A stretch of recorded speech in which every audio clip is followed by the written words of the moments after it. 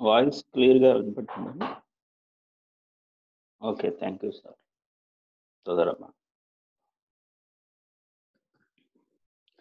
మన రబ్బీ గారు వచ్చే ముందు కొన్ని ప్రకటనలు ఈ వారంలో చోటు చేసుకున్న అంశాల గురించి మాట్లాడతాను. మొదటిగా మన రబ్బీ హైమ్ రిచ్మన్ గారు ఆయన ఆదేశించిన మేరకు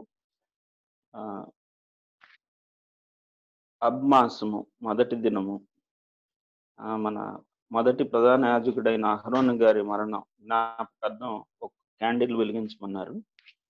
ఆయన గుర్తు చేసుకుంటూ చాలా మంది ఆయన రబ్బీ రిచ్మన్ గారి ఆదేశాల మేరకు అబ్మాసము మొదటి రోజు వెలిగించడం జరిగింది. అందరికీ తోదారబ్బా అండి. అట్లాగే బెరిత్ ఓలాం సంస్థ అధ్యక్షులు అంటే నోహైడ్ వరల్డ్ సెంటర్ అధ్యక్షులు రబ్బీ ఊరి షేర్కి గారు ప్రత్యేక సందేశాన్ని ఈ వారంలో పంపించడం జరిగింది. అది భారతదేశంలో ఉన్న తాత్కాలిక స్వీయ నోహే ప్రకటన చేసిన వారందరికీ ఆయన దీవెనలు ఆశీర్వాదాలు అందిస్తూ ఆయన ఇచ్చిన సందేశం అమూల్యమైంది. ఆయనకి తోదారబ్బా చెల్లిస్తున్నాం. అట్లాగే రబ్బీ యారోన్ గిలోర్ గారు మనకు ప్రతి వారం అనేక సంవత్సరాల నుండి ఈ తానాక్ అధ్యయనంలో అనేక సందేశాలని పాఠాలని చెప్తూ ఉన్నారు. అడిగిన ప్రశ్నలు సందేహాలు అనేకాన్ని నివృత్తి చేస్తూ మనం బెరేషిత్ పరాశ భాగం అయిపోయింది. ఇప్పుడు నోహు పరాశ భాగంలో ఉన్నాము. అట్లాగే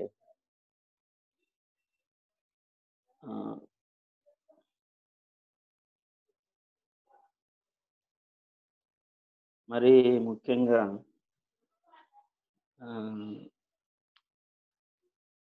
దమేరా హోషియా గారు సారయ్య అంటారు. అలాగే యేసుపాదం గారి ఆకస్మిక మరణ వార్త విని చాలా విచారకరం.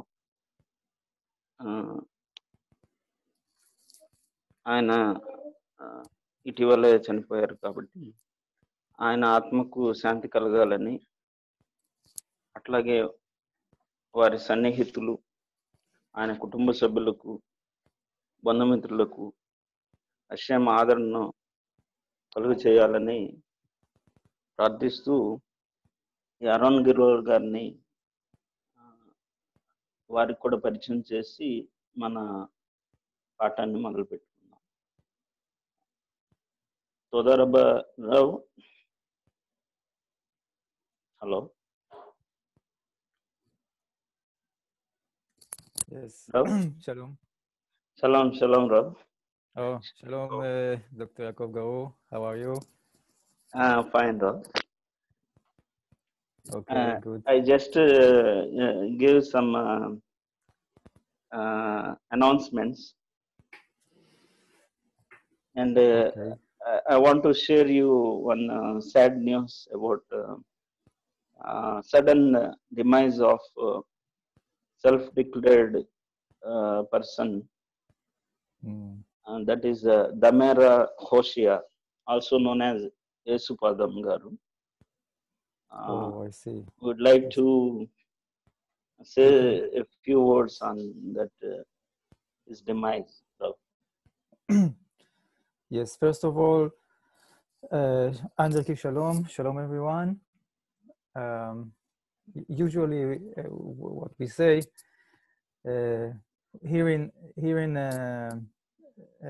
and this type of sad news, we say Baruch Dayan Haemet. Baruch Dayan Haemet is blessed is he who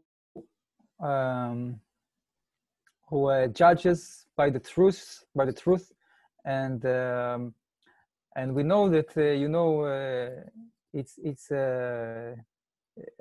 our life is like something that is granted to us, is like a gift for us, and we have to everyone in his life have to go to some path, special path for him to do, and what we have to do, of course, I give all the condolences, all my condolences, and sharing your sorrow and mourning of the family and the community, and wish for his soul to find a share and a part in heaven. తోదా రబ్బారావు. Okay. ఆకస్మికంగా మరణించిన దమెర హోషియా యేసుపాదం గారి ఆత్మశాంతి కలగాలని రబీ గారు కొన్ని సందేశాన్ని ఇచ్చారు. అందులో ముఖ్యంగా తెలియజేసింది ఏమిటంటే, హషేం గారు అందరికీ న్యాయాన్ని తీర్చే న్యాయమూర్తి, న్యాయవంతుడు, న్యాయబద్ధంగా ఏది ఎప్పుడు జరగాలో అప్పుడు చేసే దేవుడు. కాబట్టి ఈ బ్లెస్సింగ్ ని ఇస్రాయేల్లో ఎవరైనా చనిపోయినప్పుడు లేకపోతే అనుకోని విధంగా మరణం కలిగినప్పుడు ఇది బ్లెస్సింగ్ ని చదువుతారు, ప్రేయర్ ని. కాబట్టి దేవుని నామానికి స్తుతిస్తూ హషేమే న్యాయవంతుడు, హషేమే న్యాయం తీర్చువాడు అని అంటూ ఆనవాయితీ ఎవరన్నా మరణించినప్పుడు. కాబట్టి ప్రతి మనిషి జీవితానికి ఏదో ఒక క్రియ చేయవలసిన పని అంటూ ఉంటుంది, దేవుడు ఏర్పాటు చేసిన అంశం. దాన్ని పూర్తి చేసుకున్న తర్వాత దేవుని యొద్దకు మనం చేరతాం. కాబట్టి మన పూర్తి మన పని వచ్చిన ఈ భూలోకంలో వచ్చిన పనిని చేసుకొని విజయవంతంగా చేసుకొని మనం దేవుని యొద్దకు చేరవలసిన వారమై ఉన్నాము. కాబట్టి ఈ సందర్భంగా దమెర హోషియా గారికి వారి ఆత్మశాంతి కలగాలని, అట్లాగే వారి కుటుంబ సభ్యులకు, బంధుమిత్రులకు, సన్నిహితులకు అందరికీ హషేమే ఆదరణను, శాంతిని కలిగిస్తారని ప్రార్థిస్తున్నారు. తోదా రబ్బారావు. Yes, okay. We can start our Noah Parasha. We can continue our class. Okay, sure. Okay.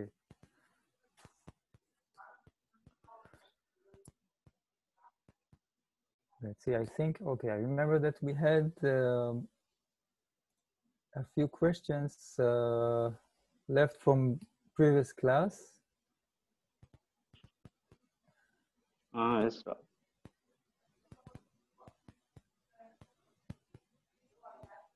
Yes, okay.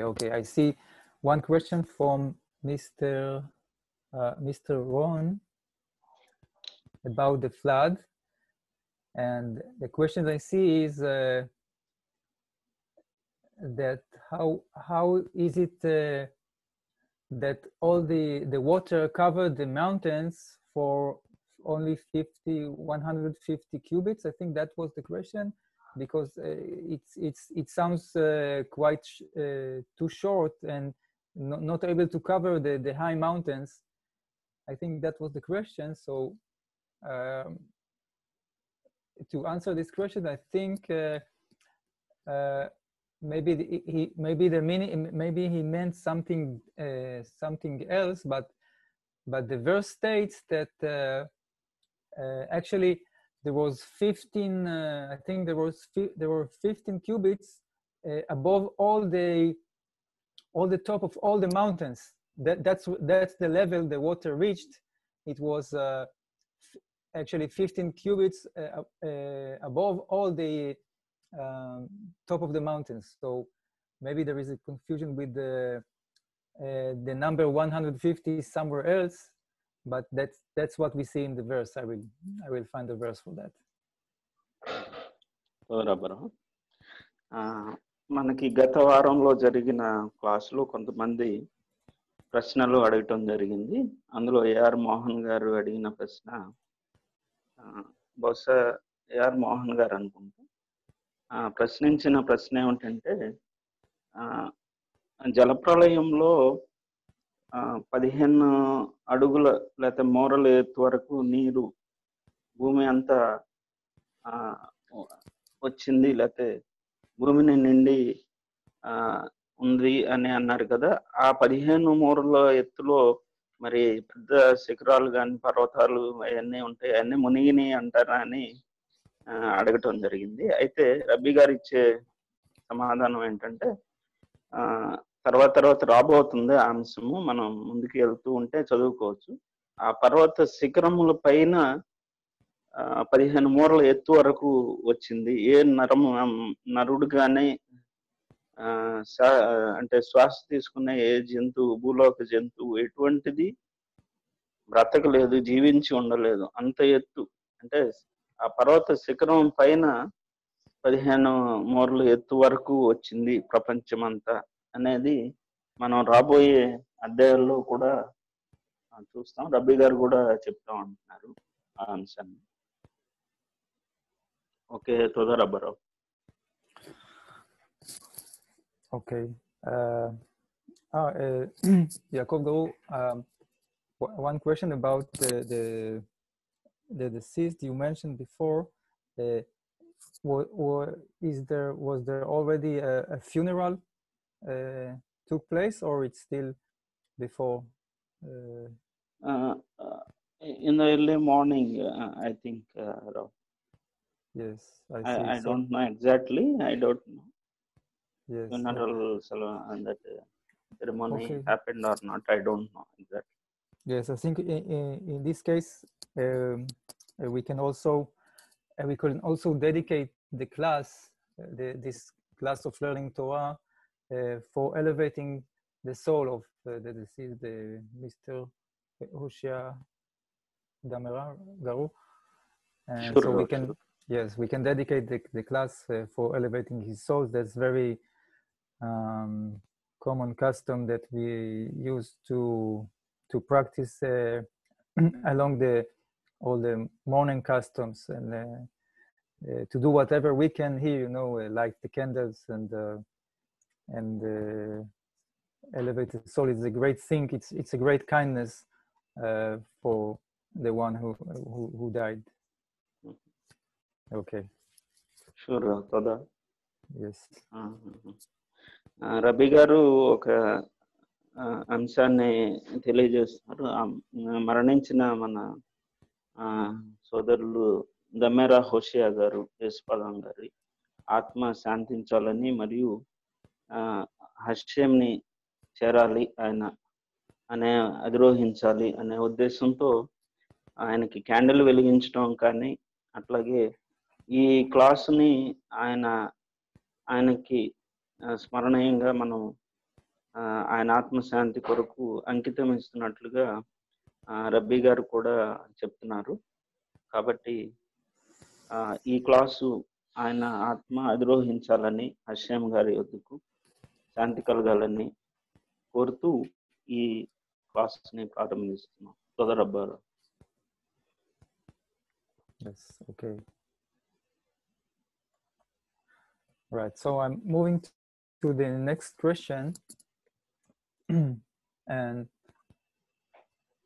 and there is an interesting question. I don't know who was asking this question. We saw that Rashi tells us it's about the verse of taking seven of the pure animals that we mentioned, that Noah learned Torah inside of the ark. And the question is, how come, what does it mean? The Torah, we know the Torah is given to Moshe on Mount Sinai, so what it means for Noah to learn Torah at inside the ark, to know that. I think the best thing to do in order to explain this notion, this insight of Rashi, is to just try to learn today in this class the relevant verses from chapter number 6, chapter number 7, and to see how to understand that, because we mentioned already that the atmosphere, or the sphere inside the ark was totally different than what was outside the ark, right? The flood took place outside, and all the creation like wiped out, and man wiped out by the flood. But inside the ark it was something different, and we have to understand what it means for that what made Rashi say that it's like kind of to learn Torah and to know that there are pure animals and there are non-pure animals. So we will see it later by the verses. We already mentioned, by the way, that the flood, it was raining for 40 days, and it's also similar. There is a similarity to Moshe that climbed on Mount Sinai also for 40 days, and also in the case of Moshe, we know that he didn't eat and didn't drink for 40 days. So it's also something that can sound weird, and we have to realize what it means. How come it can be that was how come it can happen? So we just have to continue learning this chapter and to reveal what's behind that Rashi wanted to tell us. Okay. ఇంకొక ప్రశ్న Noah గారు అడిగినట్లున్నారు. అదేమిటంటే ఈ పవిత్ర జంతువులు 7 జతలు, మగ ఆడ ప్రతి జాతి నుండి, అట్లాగే అపవిత్ర జంతువులు 2 జతలు అన్నట్లుగా మనం లాస్ట్ వీక్ అధ్యయనంలో చూసాము. అయితే అక్కడ అడిగిన ప్రశ్న ఏమిటంటే, నోహ్ గారికి త్వర తెలుసు అని చెప్పడం జరిగింది. అయితే ఎట్లా తెలుసు? ఎందుకంటే మోషే గారికి కదా ఇచ్చింది ఆజ్ఞలు సినాయి కొండ మీద. మరి నోహ్ గారు త్వర నేర్చుకున్నారు పడవలో అనటానికి ఆధారాలు ఏమిటి? లేకపోతే ఆయన ఎలా నేర్చుకున్నారు? దాన్ని ఎలా అర్థం చేసుకోవాలి అని అడగటం జరిగింది. దానికి జవాబుగా రబ్బి గారు చెప్పింది ఏమిటంటే, రాశి గారు వారి కామెంటరీలో అధ్యాయం 6, 7 అధ్యాయాల గురించి మాట్లాడుతూ ఆయన చెప్పింది ఏమిటంటే,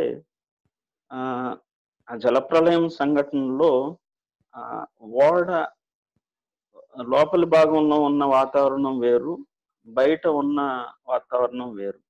కాబట్టి ఆ పరిస్థితులు కూడా వేరు. కాబట్టి దాన్ని అర్థం చేసుకోవాలి. అట్లాగే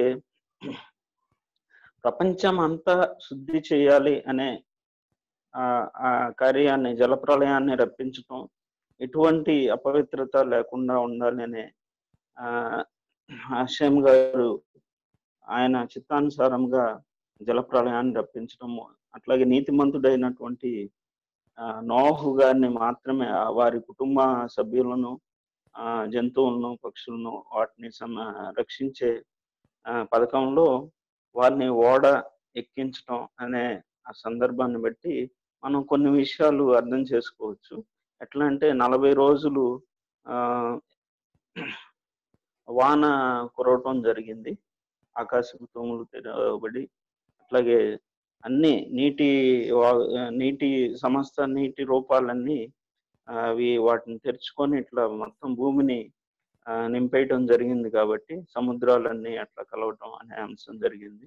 అట్లాగే ఇదే 40 రోజులు మళ్ళీ మోషే గారి విషయంలో చూస్తే, మనం సినాయి కొండ మీద ఆయన అన్నపానదులు తీసుకోకుండా 40 రోజులు ఆ కొండ మీద హషేమ్ గారితో ఉండి తోరాన్ని నేర్చుకోవటం అనే అంశం మనం ఈ సారూప్యతను గమనించవచ్చు. ఈ 40 రోజులు ఏకంగా కురుస్తున్న వాన, అట్లాగే 40 రోజులు మోషే గారు సినాయి కొండ మీద ఉండటం అనే అంశాన్ని ఆ పోలికలు సారూప్యతను మనం ముందు ముందు తెలుసుకోబోతున్నాం అని చెప్తున్నారు. సోదర్ అబ్బరావు. Yes. Right. So let's see. Let's just continue with this comparison and see something very interesting about the flood. You know, many times the Torah is associated or illustrated by water. Water, in the physical meaning, it's like the source of all life, and we do this resemblance to the Torah. That is the source of the spiritual life. It's like a deeper level of soul. It's the source. It's the source of the spiritual life. It's the source of that God planted inside this world, and what should have happened is that all humanity will receive Torah, but as we saw before, and I just added to the chat in verse number 11 of chapter 6, we saw that it was impossible because there was such a great a gap, such a great degradation of morality, and getting just further and further from any relation to God, that it was not possible to repair, to fix, and to bring a tshuva to humanity, and in order to save the world, to save humanity, it has to be that only Noach and his children, Bnei Noach, right, Shem, Ham, and Yefet, and their families, they will be saved because they were the one who had what we called segula, right? The segula, it means the potential merit, the potential divine value that will make them succeed over the generations in history, and eventually getting to Abraham, and that's why they were saved and not all the others. So the flood is like just left, as you know, as the physical, as water, as rain, for all the rest of humanity. And only in the flood, only in the inside of the ark, the flood was not by rain. And actually, as Rashi already we saw in the previous question, Rashi hint us, it's about a relation, returning to a relation with God, and inside the ark, it was like a giving of the Torah and a new covenant for Noach to reestablish a new and an improved humanity.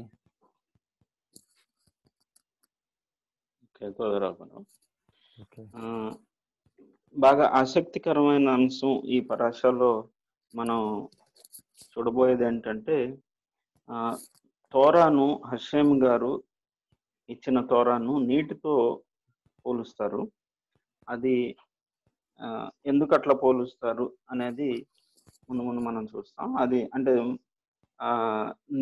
నీటికి ఉన్న, జలానికి ఉన్న పవిత్రమైన గుణం ఏమిటో అర్థం చేసుకోవాలి.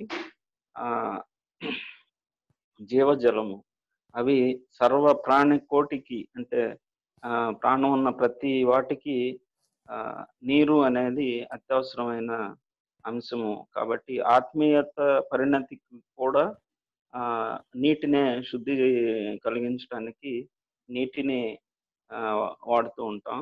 కాబట్టి సారూప్యతగా చెప్తున్నారు.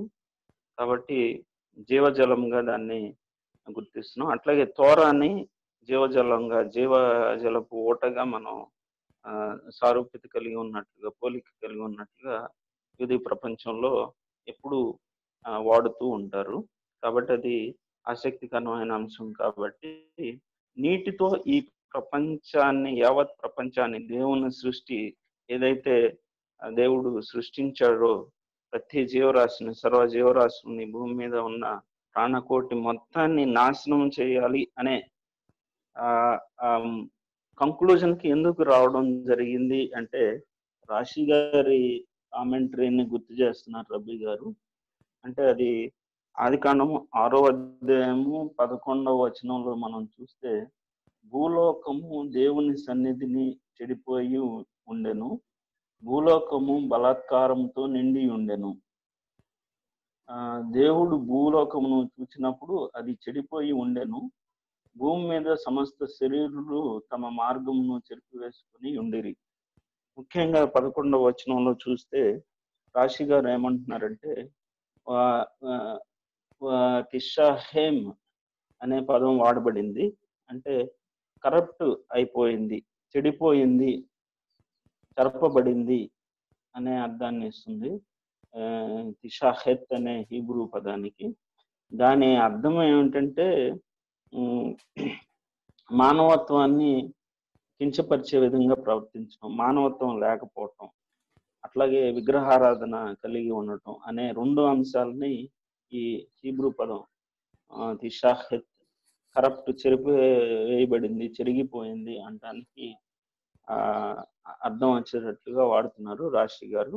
కాబట్టి వారి కామెంటరీ ద్వారా తెలుసుకున్నది ఏమిటంటే, ఇక ప్రపంచంలో అప్పుడున్న నోహు గారి కాలంలో ఉన్న జనావళి అంతా తమ తమ మార్గాలను సమూలంగా నాశనం చేసుకొని మానవత్వ విలువలను కోల్పోయి, వారి జీవితం ఎందుకు అనేది ఆ పరమార్థాన్ని కూడా తెలుసుకోకపోగా వ్యతిరేకంగా అనేక అనైతిక క్రియలను చేయటం ద్వారా విగ్రహారాధనను మరియు మానవత్వాన్ని కించపరిచే విధంగా, మానుష్యంగా ప్రవర్తించే విధంగా అప్పుడున్న తరం వారు ప్రవర్తించడం ద్వారా దేవునికి వ్యతిరేకం అవటం వల్ల ఆయనే మనస్తాపం చెంది, హషేమ్ గారే మనస్తాపం చెంది, ఈ సర్వ సృష్టిని నేను తుడిచివేయాలనుకుంటున్నాను అనే కంక్లూజన్కి రావడం జరిగింది.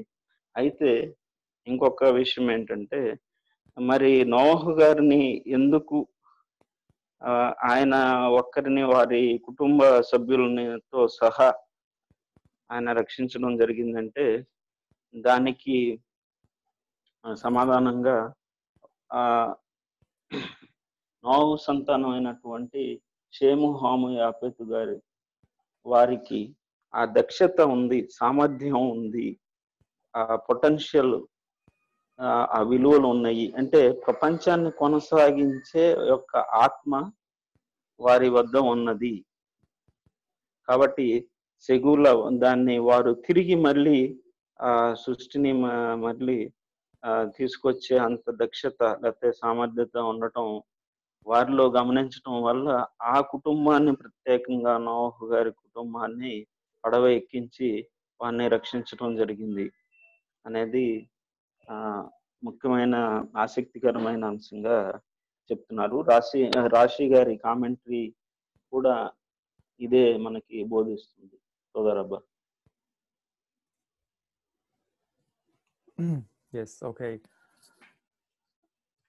Well, now if we call what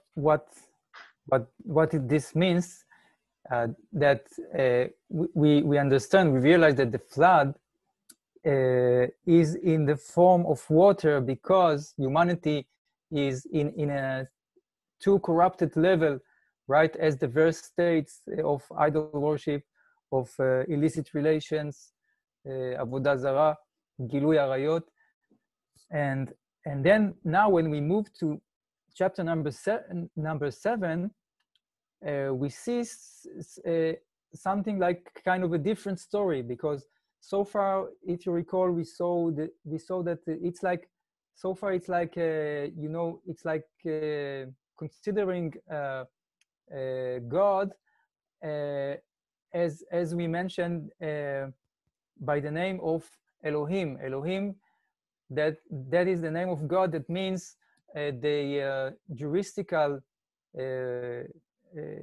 the juristical divine value, or judgmental. It's like it's to judge, or this is Elohim is the creator of the natural world with the natural rules. And now when if we proceed on to chapter number 7, suddenly we see the name of Hashem. Something is changed, and we see write these verses about the pure animal that has to be taken 7 out of it.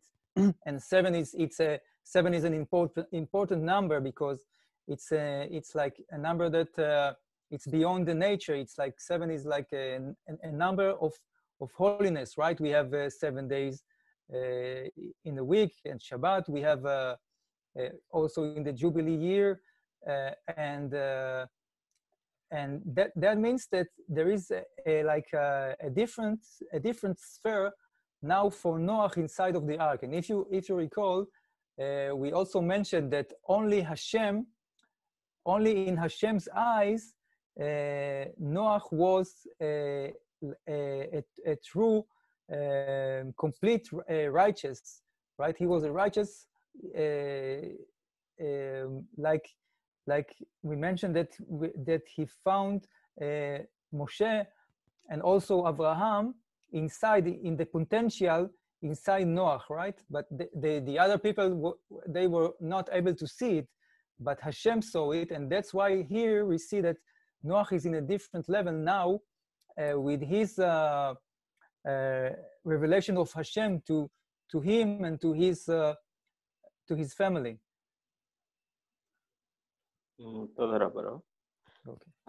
అట్లాగే జలప్రళయం రప్పించి సర్వ భూమిని నాశనం చేయటానికి ప్రాముఖ్యంగా మనం చూసిన 2 అంశాలు విగ్రహారాధన మరియు అమానుష్యమైన ప్రవర్తన మానవుల్లో.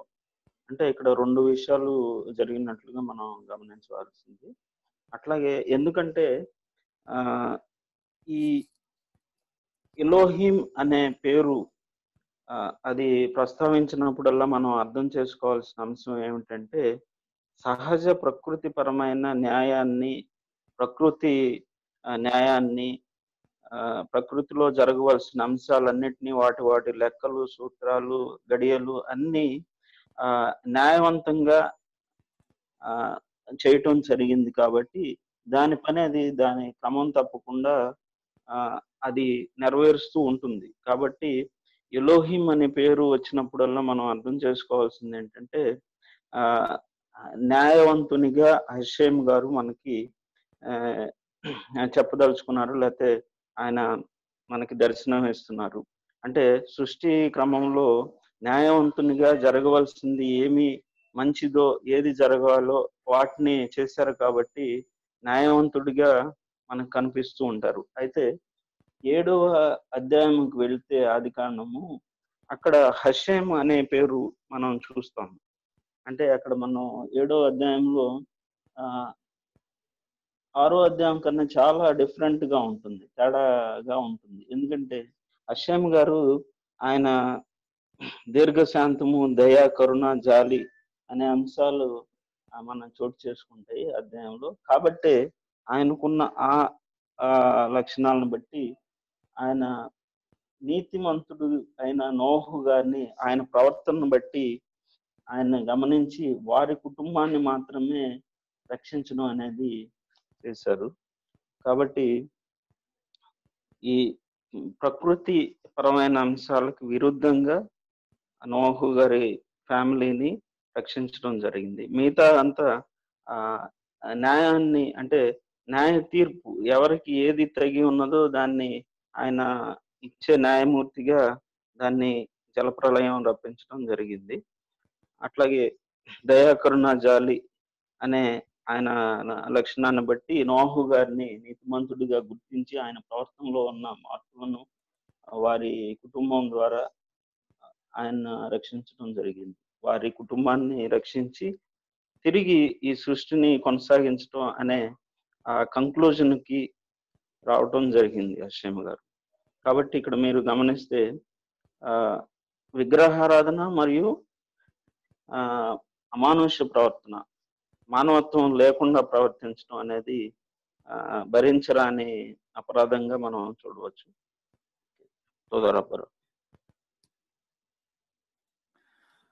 Right. So I'm returning back to the question: how can we figure out that Rashi tells us that Noah learned Torah inside of the ark, and the way to understand it is to know, well, Hashem saw, as we mentioned, he saw Moshe, he saw Abraham inside of Noah, right, in the potential, in the spiritual potential, and we also we showed that also about Moshe that was like encapsulated inside of Noah, and even we know of, that the daughter of Pharaoh, she pulled Moshe out of the water, right? It also gets to the same, connecting us to the same idea that he was there. And so the Torah is infinite wisdom. Torah is like infinite wisdom, godly wisdom, and some of the parts, some parts of it in some level of it was revealed to Noah. That was Noah's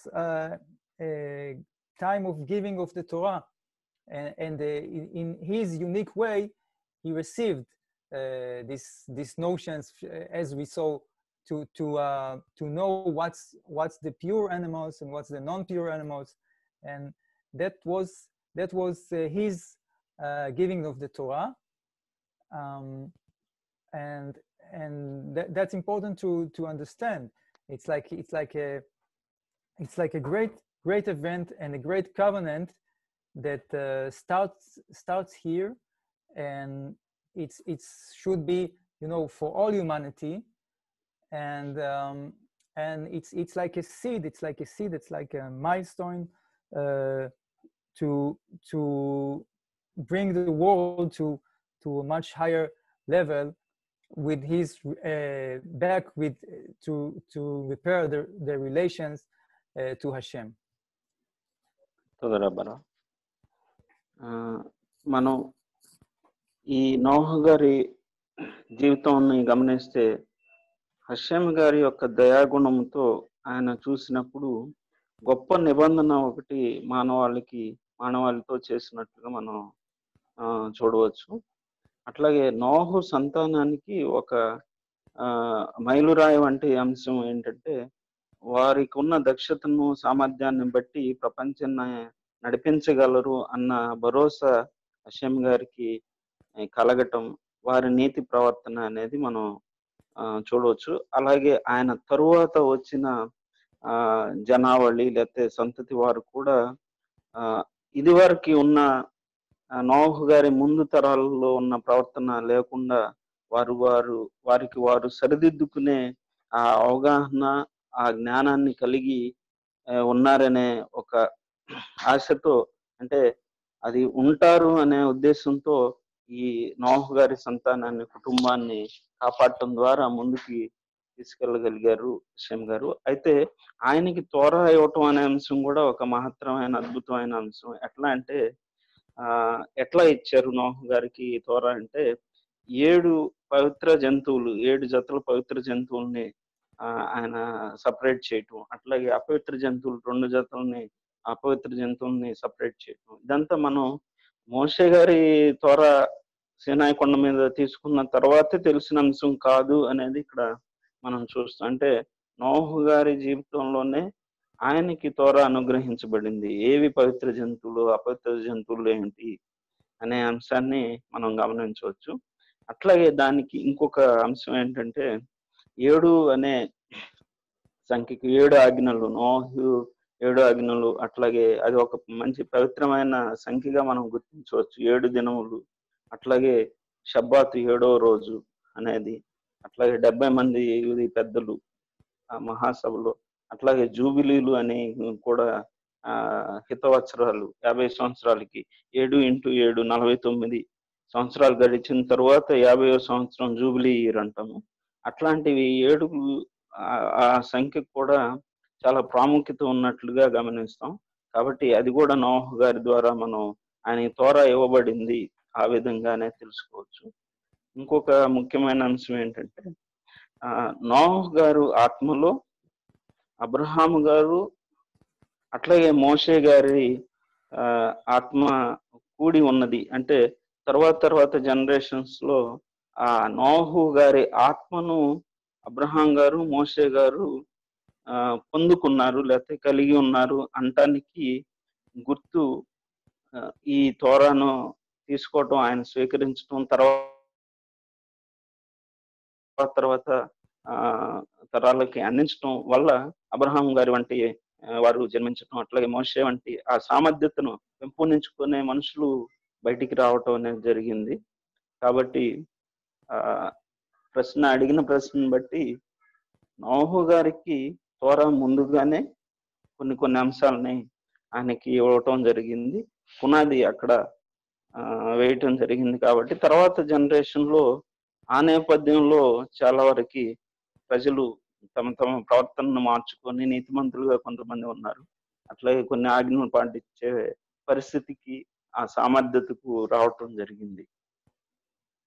సోదరబ్బరు.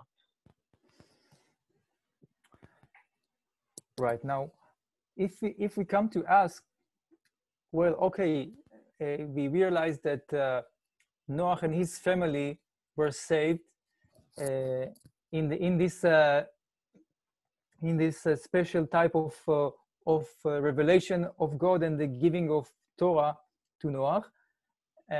Then we can ask, well, so what made it different in the time of Moshe, that it's not only Moshe that received the Torah, but all of the people of Israel, all of the nation of Israel received the Torah, even, all the people that stood far away from the mountain, and they were definitely not in the level of Moshe. And to understand what's the difference here is that first of all the children of Israel, it is said by Chazal that they almost died as well, because their souls just like left their bodies when they heard the commandments, and it was like they had to take a step back and step away and to return the souls back, and so they will not die. So it's like the flood. And what made it possible is the idea of unity. They were united. They had like kind of gatherness, so togetherness, and this special partnership. It's a key value to be able to be better morally and to receive the Torah. And that is why we see this difference between giving of Torah to Noah and to Moshe. ఇంకొక అంశం మనం గమనిస్తే నోహు గారికే వ్యక్తిగతంగా తోరా ఇవ్వటం జరిగింది. ఆయన నీతిని బట్టి ఆయనకి తోరా అందించడం జరిగింది, అట్లాగే ఆయన స్వీకరించడం జరిగింది.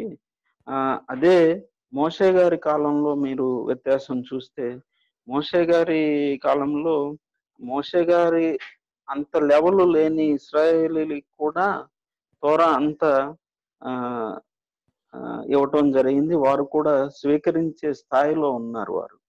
అంటే అక్కడ అర్థం చేసుకోవాల్సింది ఏమిటంటే, నోహు గారి నుండి విత్తనం, నోహు గారి ఆత్మలో విత్తనం పడితే మోషే గారికి వచ్చేసరికి ఆ స్థాయి, అప్పుడున్న ప్రజల స్థాయి, వారి శరీరాల నుండి వారి ఆత్మను దేవుని వద్దకు తీసుకెళ్ళి మరలా తిరిగి మళ్ళీ శరీరాల్లోకి వచ్చినా కానీ నీతిమంతులుగా ఉండగలిగే అంత పరిస్థితిలో వారు ఉండటం జరిగింది. అంటే మోషే గారి లెవెల్ వేరైనప్పటికీ మిగతా ఇశ్రాయేలీలందరికీ అప్పుడున్న జనరేషన్స్ లో తోరా మొత్తం వారికి అందుకునే స్థాయి ఉంది కాబట్టి అప్పుడు సీనాయి కొండ మీద మోషే గారి ద్వారా అందుకోవటం స్వీకరించడం జరిగింది. అదే నోహు గారి కాలంలో ఆయన విత్తనం రూపంలో ఉన్నారు. అది మొలిచి పెద్ద అయ్యి వటవృక్షం అయ్యే అంత లెవెల్కి వచ్చిన తర్వాత తోర అంత తీసుకునే భాగ్యము హషేమ్ గారు మానవాళికి అందించే ఆ అద్భుతమైన ఘట్టాన్ని మనం చూస్తాము. కాబట్టి ఇక్కడ ఆత్మీయ పరిస్థితి కూడా ఎదిగే విధంగా, అంటే దేవునికి దగ్గరగా తీసుకెళ్ళగలిగే అంత స్థాయి ఉండటం అనేది ఈ ప్రజల్లో, ఇశ్రాయేలు ప్రజలందరిలో గమనిస్తాము. అది రబ్బీ గారు ఏం చెప్తున్నారంటే, అది నైతిక విలువలతో కూడి అత్యద్భుతమైన పరిస్థితి. ఎందుకంటే శరీరాలు, ఆత్మలు ఆయన అంటే హషేమ్ గారి ఆలోచనతో కూడి ఆయనతో నడవాలనే ఆ ఐక్య బలం, శరీరం, ఆత్మ రెండు ఆయన దగ్గరికి వెళ్ళాలి, చేరుకోవాలి, ఆయన మాటలు వినాలి, నీతిగా ఉండాలి అని ఒక జనాంగం అంతా కదిలి వచ్చి మోషే గారు ఆధ్వర్యంలో నడిపించబడటం అనేది, అట్లాగే తోరాని హషేమ్ గారి దగ్గర నుండి తీసుకునే అంత స్థాయికి వారు రాగలగటం అనేది చాలా అద్భుతమైన విషయం. కాబట్టి నోహు గారి కాలంలో తోరాని ఒక్క నీతిమంతుడైనగా ఉండటం, ఆయన ప్రవర్తన మంచిగా ఉండటం వల్ల ఆయనకు ఒక్కరికే అది అందింది. అదే ఇశ్రాయేలీలు మోషే గారి కాలంలో అందరికీ అందించడం జరిగింది. అది ఒక గొప్ప ఆశీర్వాదంగా కూడా మనం భావించవచ్చు. సోదరబ్బరు.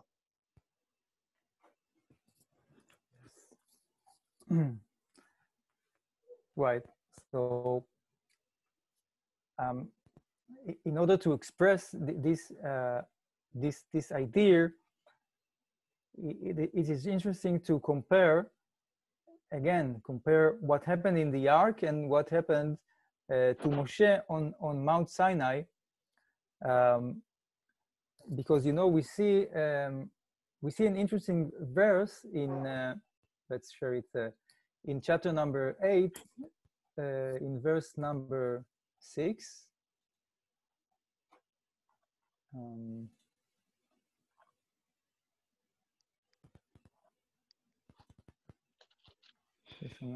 Yes. So in verse number 6, we see that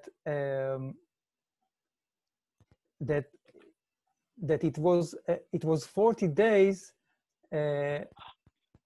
First of all, it was 40 days raining, and it also was 40 days that the verse tells us that Noah opened the window of the ark and started looking if all is over and he is now safe.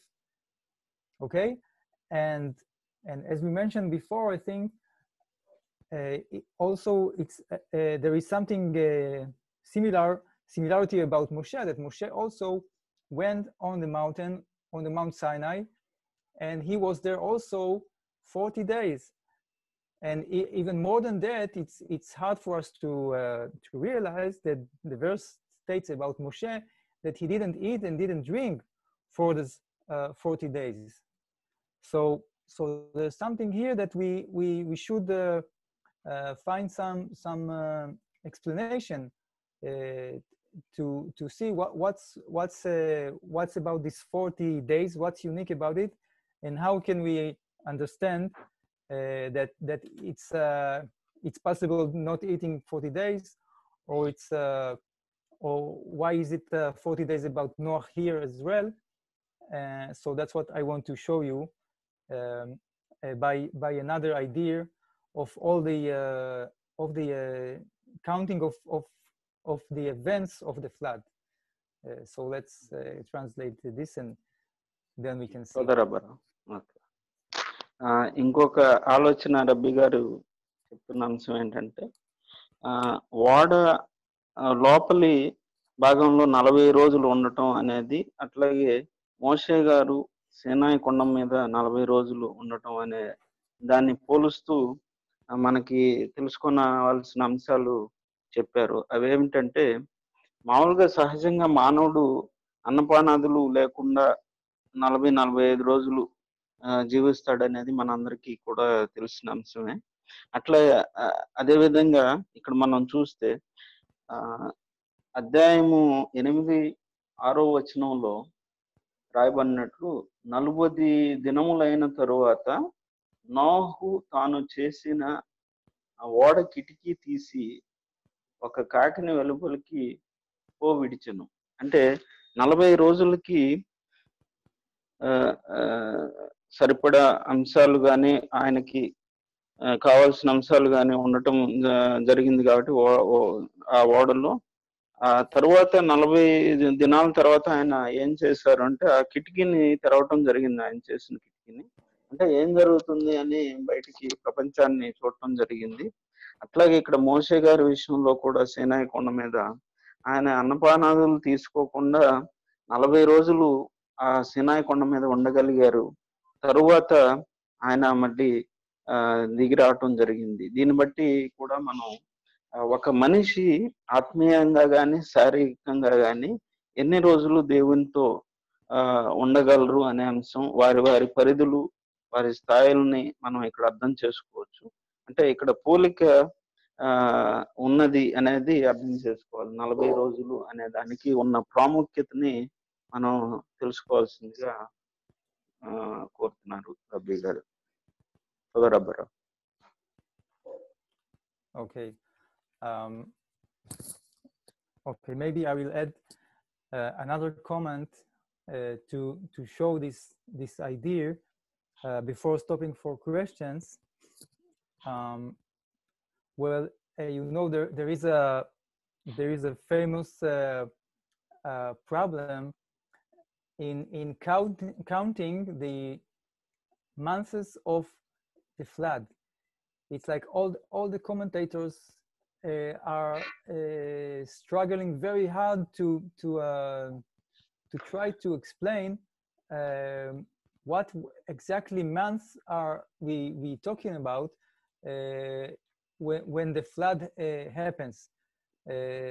For example, I'll just share with you a few of these verses. We see that in verse number 11, let's start with this one. So in chapter number 7, right? Verse number 11, what we see is that that there is like a mentioning of the second month, right? In the 600 years of Noah's life, in the second month, on the 17th day of the month, on this day, all the springs of the great deep were split, and the windows of the heavens opened up, right? So that is the time where the flood starts, and we know that Noah is 600 years old, right? And now, if Noah is 600 years old, okay, the flood starts, and there are all kind of counting of the months from this point and on. But just to show you one of them, so in chapter number 8, we see in verse number 4, we see that and the ark came to rest in the 7th month. Okay, and so that means that like that was whatever we calculate, we count here, it's like Noah was 600 years old, and then the flood took like several months, as we saw. We also, in the continuing on, we see additional months that mark the events of the ending of the flood. So we figure out that, you know, Noah was 600 years old. Now he is in some ways at least 600 years and 1 year. But here we have a problem, because if we look carefully, what happened next, we have in chapter number 9 about the life of Noah. all commentators found a difficulty, because what is written there in chapter number 9, it's in verse number 28, I think. We see that a very simple verse that says, sharing with you this also. So it states the years that Noach lived. So the verse tells us, and all the days of Noach were 950 years, and he died. So sorry, that is the next verse. Verse number 28 states, and Noach lived after the flood 350 years. Okay, so if we do a simple calculation, we know that 601, when you add another 350, it should be 900, and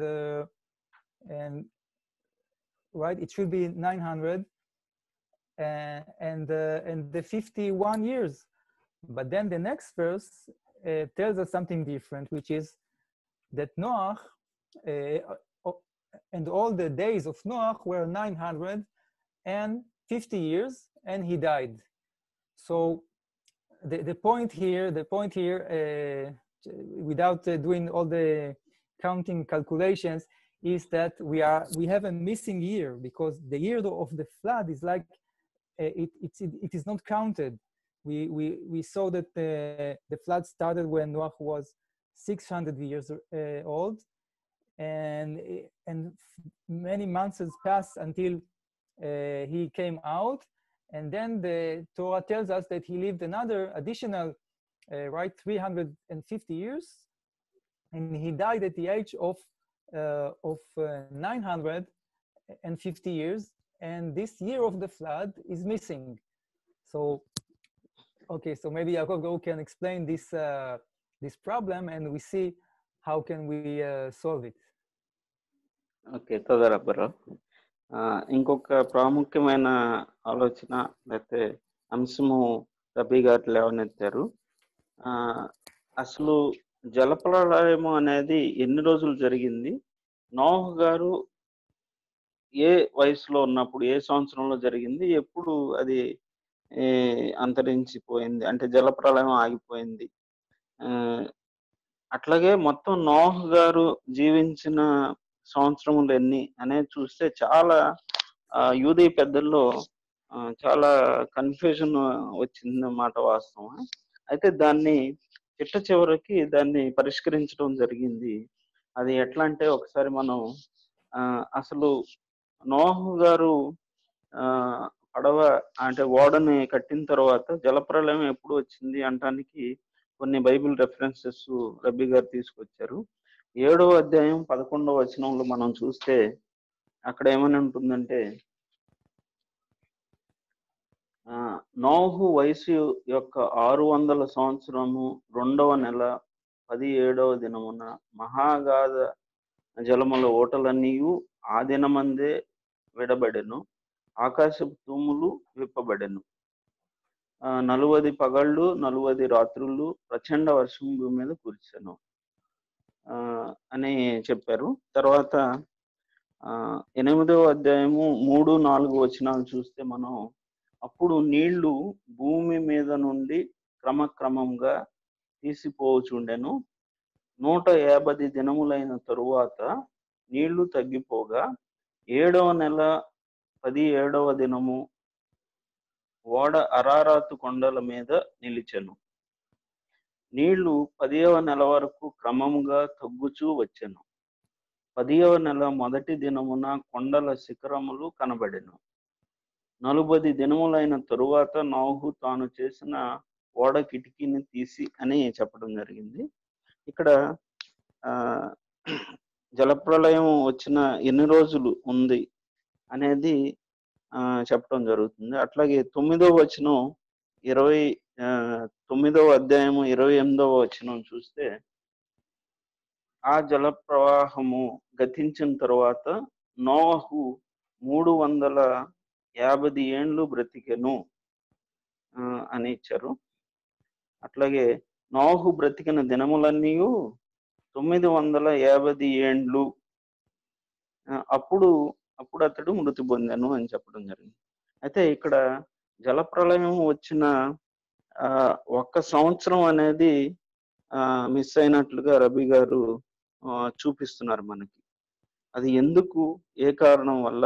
మామూలుగా అయితే 600 plus 351 సంవత్సరం అని వేసుకుంటే మనకి 951 సంవత్సరం అని రావాలి.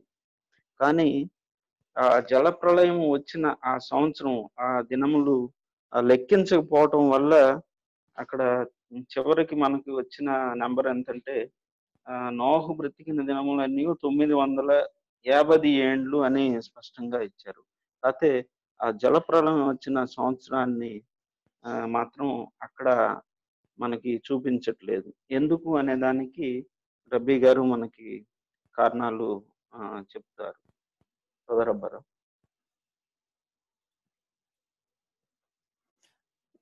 Okay. The way that well, the commentators, they tried all kind of different calculations that, if it said the second month, so it's the second month from the time the flood started, it's not the second month of the year, and they do all kind of really great effort to realize that, but eventually we have this difficulty with actually it's with explicitly in verse number 13 of the 8th chapter. The simple way to see this problem is by verse number 13 that states explicitly, and it came to pass in the 600 and first year, right? So it's 601 years. That means at least 1 year passed in the time of the flood, right? When the water dried up from upon the earth, and Noah removed the covering of the earth, and he saw, and behold, the surface of the ground and had dried up, and so a different way, that a way that Rav Sherki also used to explain, it's in a different perspective, and the idea is that there is a different timing when you consider what happened inside of the ark than what happened outside of the ark. So for the whole world, it's really past 1 year after the flood ended, for the flood to end, and that's what we see here. It's in the 600 years and one, right? That's what happened, and also in the next verse it states, and in the second month, on the 27th day of the month, the earth was dry. So that what happened outside of the ark. But inside of the ark, we already mentioned before this special verse, verse number 6 in chapter 8.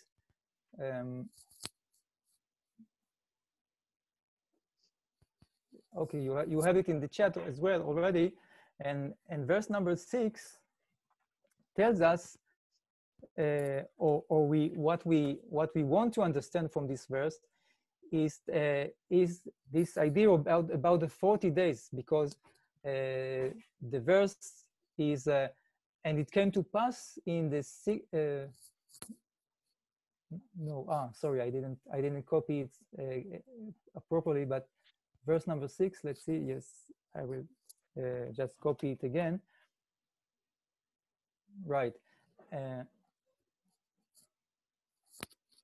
Yes, and it came to pass at the end of 40 days that Noah opened the window of the ark that he had made.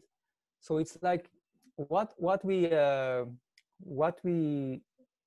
explain here is that Noah actually felt it was only 40 days. That means for Noah and his family, all the time they were inside of the ark, they counted as a 40 days, because it's like a so special event of saving by Hashem and receiving Torah from Hashem. And so it was 40 days for them, even though, and outside it was like in the natural world, in the world of God as Elohim, that it took 1 year, more than 1 year, but inside it was only 40 days, and that's how we can figure out, and it can make sense to say that Noah actually died at the age of 950 and not 951, right? And this idea of like it's like changing the perspective of time also applies to Moshe, and help us to understand how come Moshe was 40 days on the top of Mount Sinai without any eating and drinking, and we also can realize that it was only for the outside world, for the world around Mount Sinai, it was 40 days, but for Moshe itself, it was like one single day when he received the Torah, because it's when you meet with the infinity, with God, so the time just loses his natural perspective. So this is just to complete this similarity and special notion about this high climax of the revelation of Hashem and receiving the words of Hashem, both in the covenant of Noah and in the covenant of Moshe on Mount Sinai. Okay. ఇక్కడ మనం ఇంకొక అంశాన్ని కూడా స్పష్టంగా ఇక్కడ 601 సంవత్సరము అనేది గమనించే అధ్యాయము వచనం ఏమిటంటే 8వ అధ్యాయము 13వ వచనం ఒకసారి చూడండి. మరియు 601వ సంవత్సరం అంటే నోహు గారి సంవత్సరం 600లో మొదలైంది. అది మనం 7వ అధ్యాయము 11వ వచనంలో నోహు వయసు యొక్క 600 సంవత్సరము 2వ నెల 17వ దినము అని స్పష్టంగా అక్కడ ఇచ్చారు. ఈ జలప్రళయము స్టార్ట్ అయినట్లుగా. అదే మనం 8వ అధ్యాయం 13వ వచనం చూస్తే 601వ సంవత్సరం అని ఒక సంవత్సరం గడిచిపోయింది. అంటే కొన్ని నెలలు, ఒక నెల తగ్గినప్పటికీ దాదాపు ఒక సంవత్సరం గడిచింది. 601వ సంవత్సరము మొదటి నెల తొలి దినమున నీళ్లు భూమి మీద నుండి ఇంకిపోయాను అని చెప్పడం జరుగుతుంది. అట్లాగే నోహు ఓడ కప్పు తీసి చూచినప్పుడు నేల ఆరి ఉండెను. 2వ నెల 27వ దినమున భూమి ఎండి ఉండెను. అంటే దాదాపు మనం కౌంట్ చేసుకోగలిగితే 1 year, ఒక సంవత్సరం పాటు నోహు గారు పడవలోనే ఉన్నారు.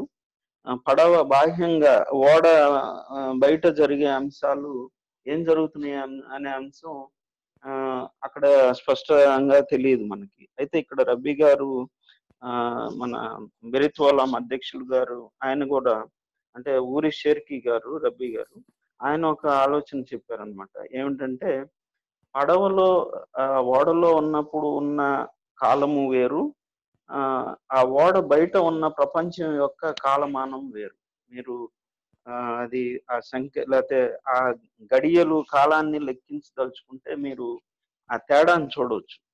ఆ పడవలో అంటే ఓడలో నోహు గారు తోరాన్ని గ్రహిస్తున్న ఆ సందర్భం, ఆ పరిస్థితుల్లో దేవునికి అంటే హషేము అనే నామంతో ఆయన దయగలిగి కరుణాజాలితో ఆ తోరాను నోహు గారికి ఇవ్వడం జరిగింది కాబట్టి ఆయనతో ఉన్నప్పుడు హషేమ్ గారితో ఉన్నప్పుడు కాలము దాని కాలమానాన్ని కూడా కోల్పోతుంది, లేకపోతే తెలియదు. దేవునితో ఉన్నప్పుడు ఎంత సమయం అవుతుంది అనేది మనకి తెలియదు, అట్లాగే కౌంట్ చేసుకోవడానికి తెలియదు. బాహ్య ప్రపంచం ముందుకు జరిగిపోవచ్చు, కాలం కొద్దిగా పరిగెత్తవచ్చు. కాబట్టి అక్కడ డిఫరెన్స్ ని ఎలోహిం నామంలో ఉన్న దానికి హషెం నామంలో ఉన్న దానికి ఆ కాలాల్లో కూడా కాలమానంలో కూడా తేడాలు మనకి రబి ఊరి షేర్కి గారి ఆలోచన ద్వారా కూడా మనం తెలుసుకుంటున్నాం.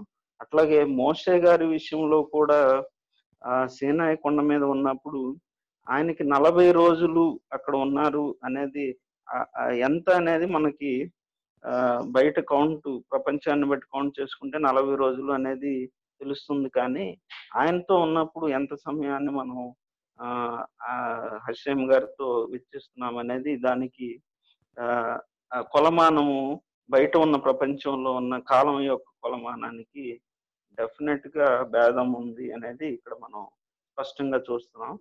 ఇక్కడ మనకి 600 సంవత్సరము 2వ నెల మొదలయ్యి 601 2వ నెలలో 6 నెలలు కనపడింది అన్నారు. అయితే ఈ 1 year జలప్రలయం బాహ్య ప్రపంచంలో జరిగిన సంఘటనలు ఆ కాలమానము నోహు గారి జీవిత కాలంలో లెక్కించబడలేదు. కాబట్టి ఆ 1 year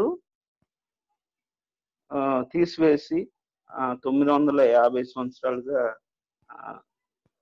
9వ అధ్యాయము 28వ వచనంలో రాయటం జరిగింది. అంటే ఇక్కడ మనం అర్థం చేసుకోవాల్సిన అంశం ఏంటంటే పడవలో ఉన్న పరిస్థితులు, ఓడలో ఉన్న పరిస్థితులు, దేవునితో ఉన్న సాంగత్యంతో ఉన్న పరిస్థితులు వేరుగా ఉంటాయి. ఆ కాలం వేరుగా ఉంటుంది.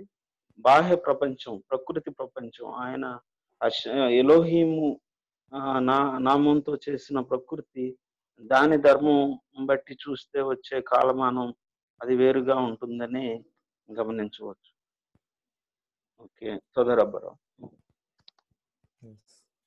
Okay, maybe we can stop and see if there are any questions from anyone. అందరికీ ఏమన్నా ప్రశ్నలు కానీ సందేహాలు కానీ ఉంటే అడగొచ్చు. ఈ విషయాల్లో ఇప్పుడు దాకా మనం అధ్యయనం చేసిన విషయాల్లో ఎవరికి ప్రశ్నలు సందేహాలు ఏమన్నా ఉంటే దాన్ని దయచేసి హ్యాండ్ రైజ్ చేయటం ద్వారా అడగవచ్చు. ఓకే, చంద్రపాల్ గారు.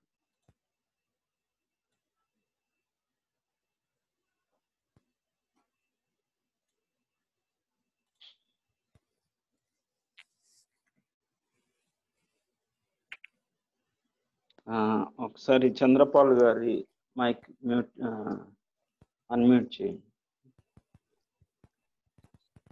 Okay sir. Hello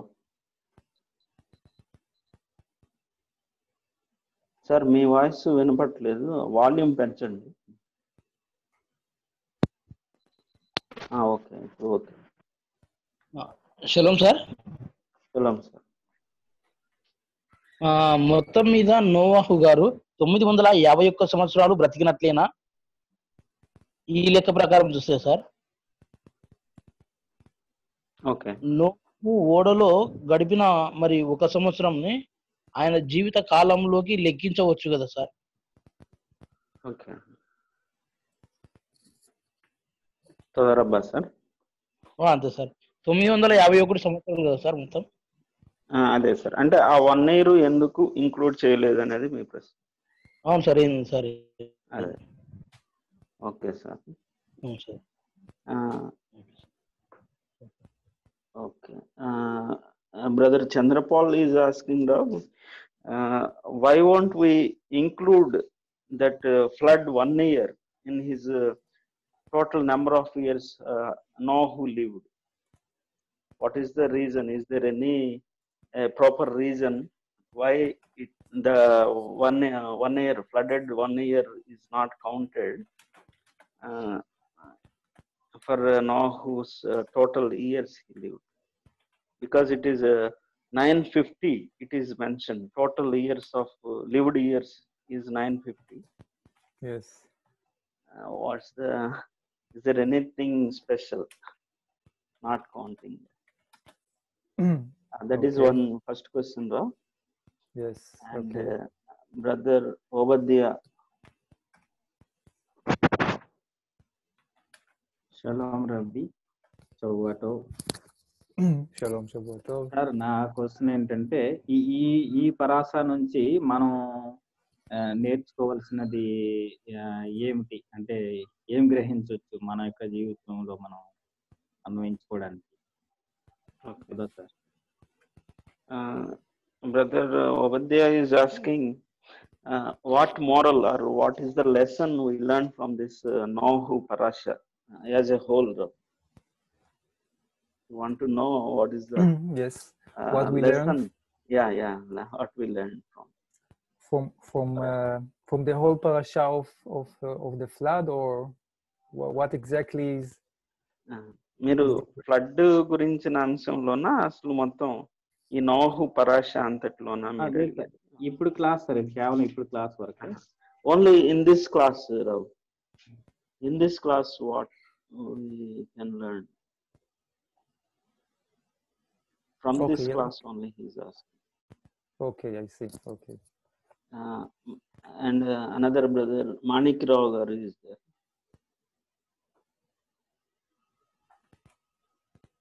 Okay, Manik Rao garu.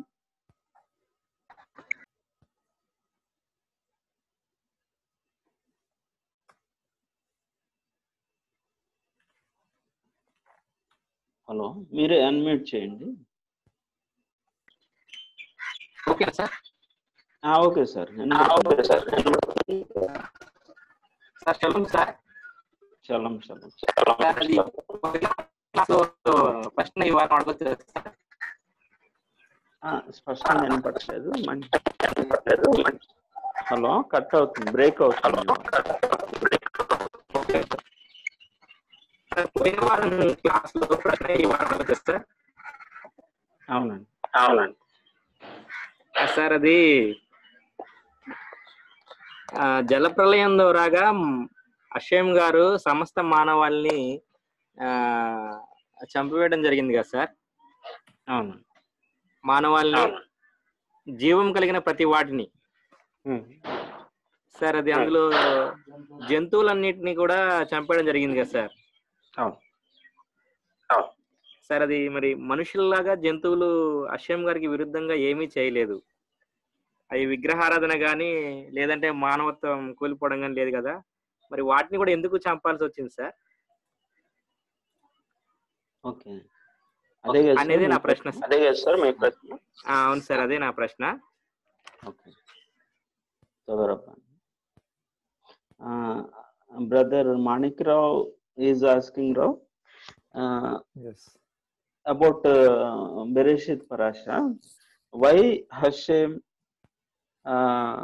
even erased or bring under the flood and killed all the animals which are not they showed any idolatry or anything else? Why the animals are killed? Is there any specific reason to erase the animals? Yes. Okay. All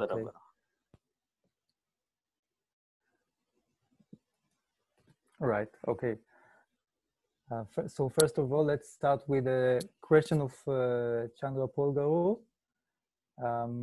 Why is it about the counting of the years of Noah that we don't count it as 951, sorry, and not, and only we count 150? Well, maybe it's I think I can try to explain it in different words, or from another point of view.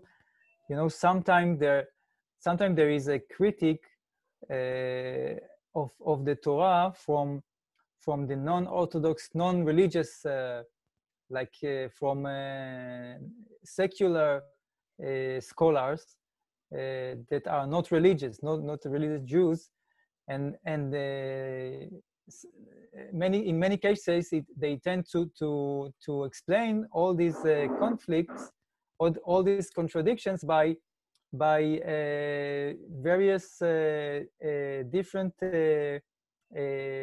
editing of the Torah. That means, like, maybe Moshe Rabbeinu wrote something and there was another different writing, and so they explain it like in a very, very simple way, that it's like a mistake or a conflict between two different traditions of the Torah, two different books of the Torah, and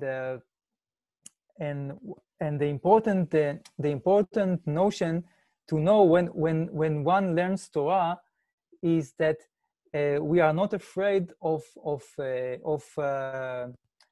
composite writing. That means, like, we know that the Torah is infinite, and the Torah is so deep, and when something, you know, looks like a contradiction, basically what we learn from that is that we have to look for a deeper level and to realize something much greater than, you know, our limited first impression or first understanding. That's how the beauty of the Torah, that it has like so many secrets to reveal. Okay, so in this case where Chandra Paul Garu is asking, we see that we have a great we learn a great insight that it is true that maybe it looked, you know, for the people, for if there were other people, so it looks for them as if Noach is indeed 951 years when he died, but for Noach himself, the Torah wants to tell us he was in a very great position, very great event, and it's you know, it's sometimes it's the difference between objectiveness and subjectiveness. So for him as individually as a subject, it was only 40. It was really only 40 days, and it expresses, you know, that God created. You know, God created the sun and the moon, so we count 1 year by the circle of the sun. But you know, God can change it, and God can you know, take us to a higher realms of spiritual revelation. So that's the great insight, basically, that we learn from this contradiction with this counting of Noah's years. ప్రధారాబరావు చంద్రపాల్ గారు అడిగిన ప్రశ్నకి సమాధానంగా రబీ గారు సమాధానం చెప్పారు. అంటే ఏ విధంగా అంటే, మామూలుగా సెక్యులర్ అంటే తోరాని నమ్మనవారు కానీ సైన్స్ లేకపోతే ఆధారాలను బట్టి చూసేవారు కానీ, అంటే రంధ్రాన్వేషణ చేసేవారు. అంటే అక్కడ ఇలా ఉంది, ఇక్కడ ఇలా ఉంది, ఇది తప్పు, కాబట్టి దేవుడు లేడు అనే కంక్లూజన్కి రావటానికి కొంతమంది, అంటే ఇది తోరా తప్పు అనే భావనకి వచ్చే విధంగా అందులో కొన్ని ఇట్లాంటివి ఈ కాలానికి సంబంధించినవి కానీ కొన్ని ఆధారాలు మిస్ అయినాయి.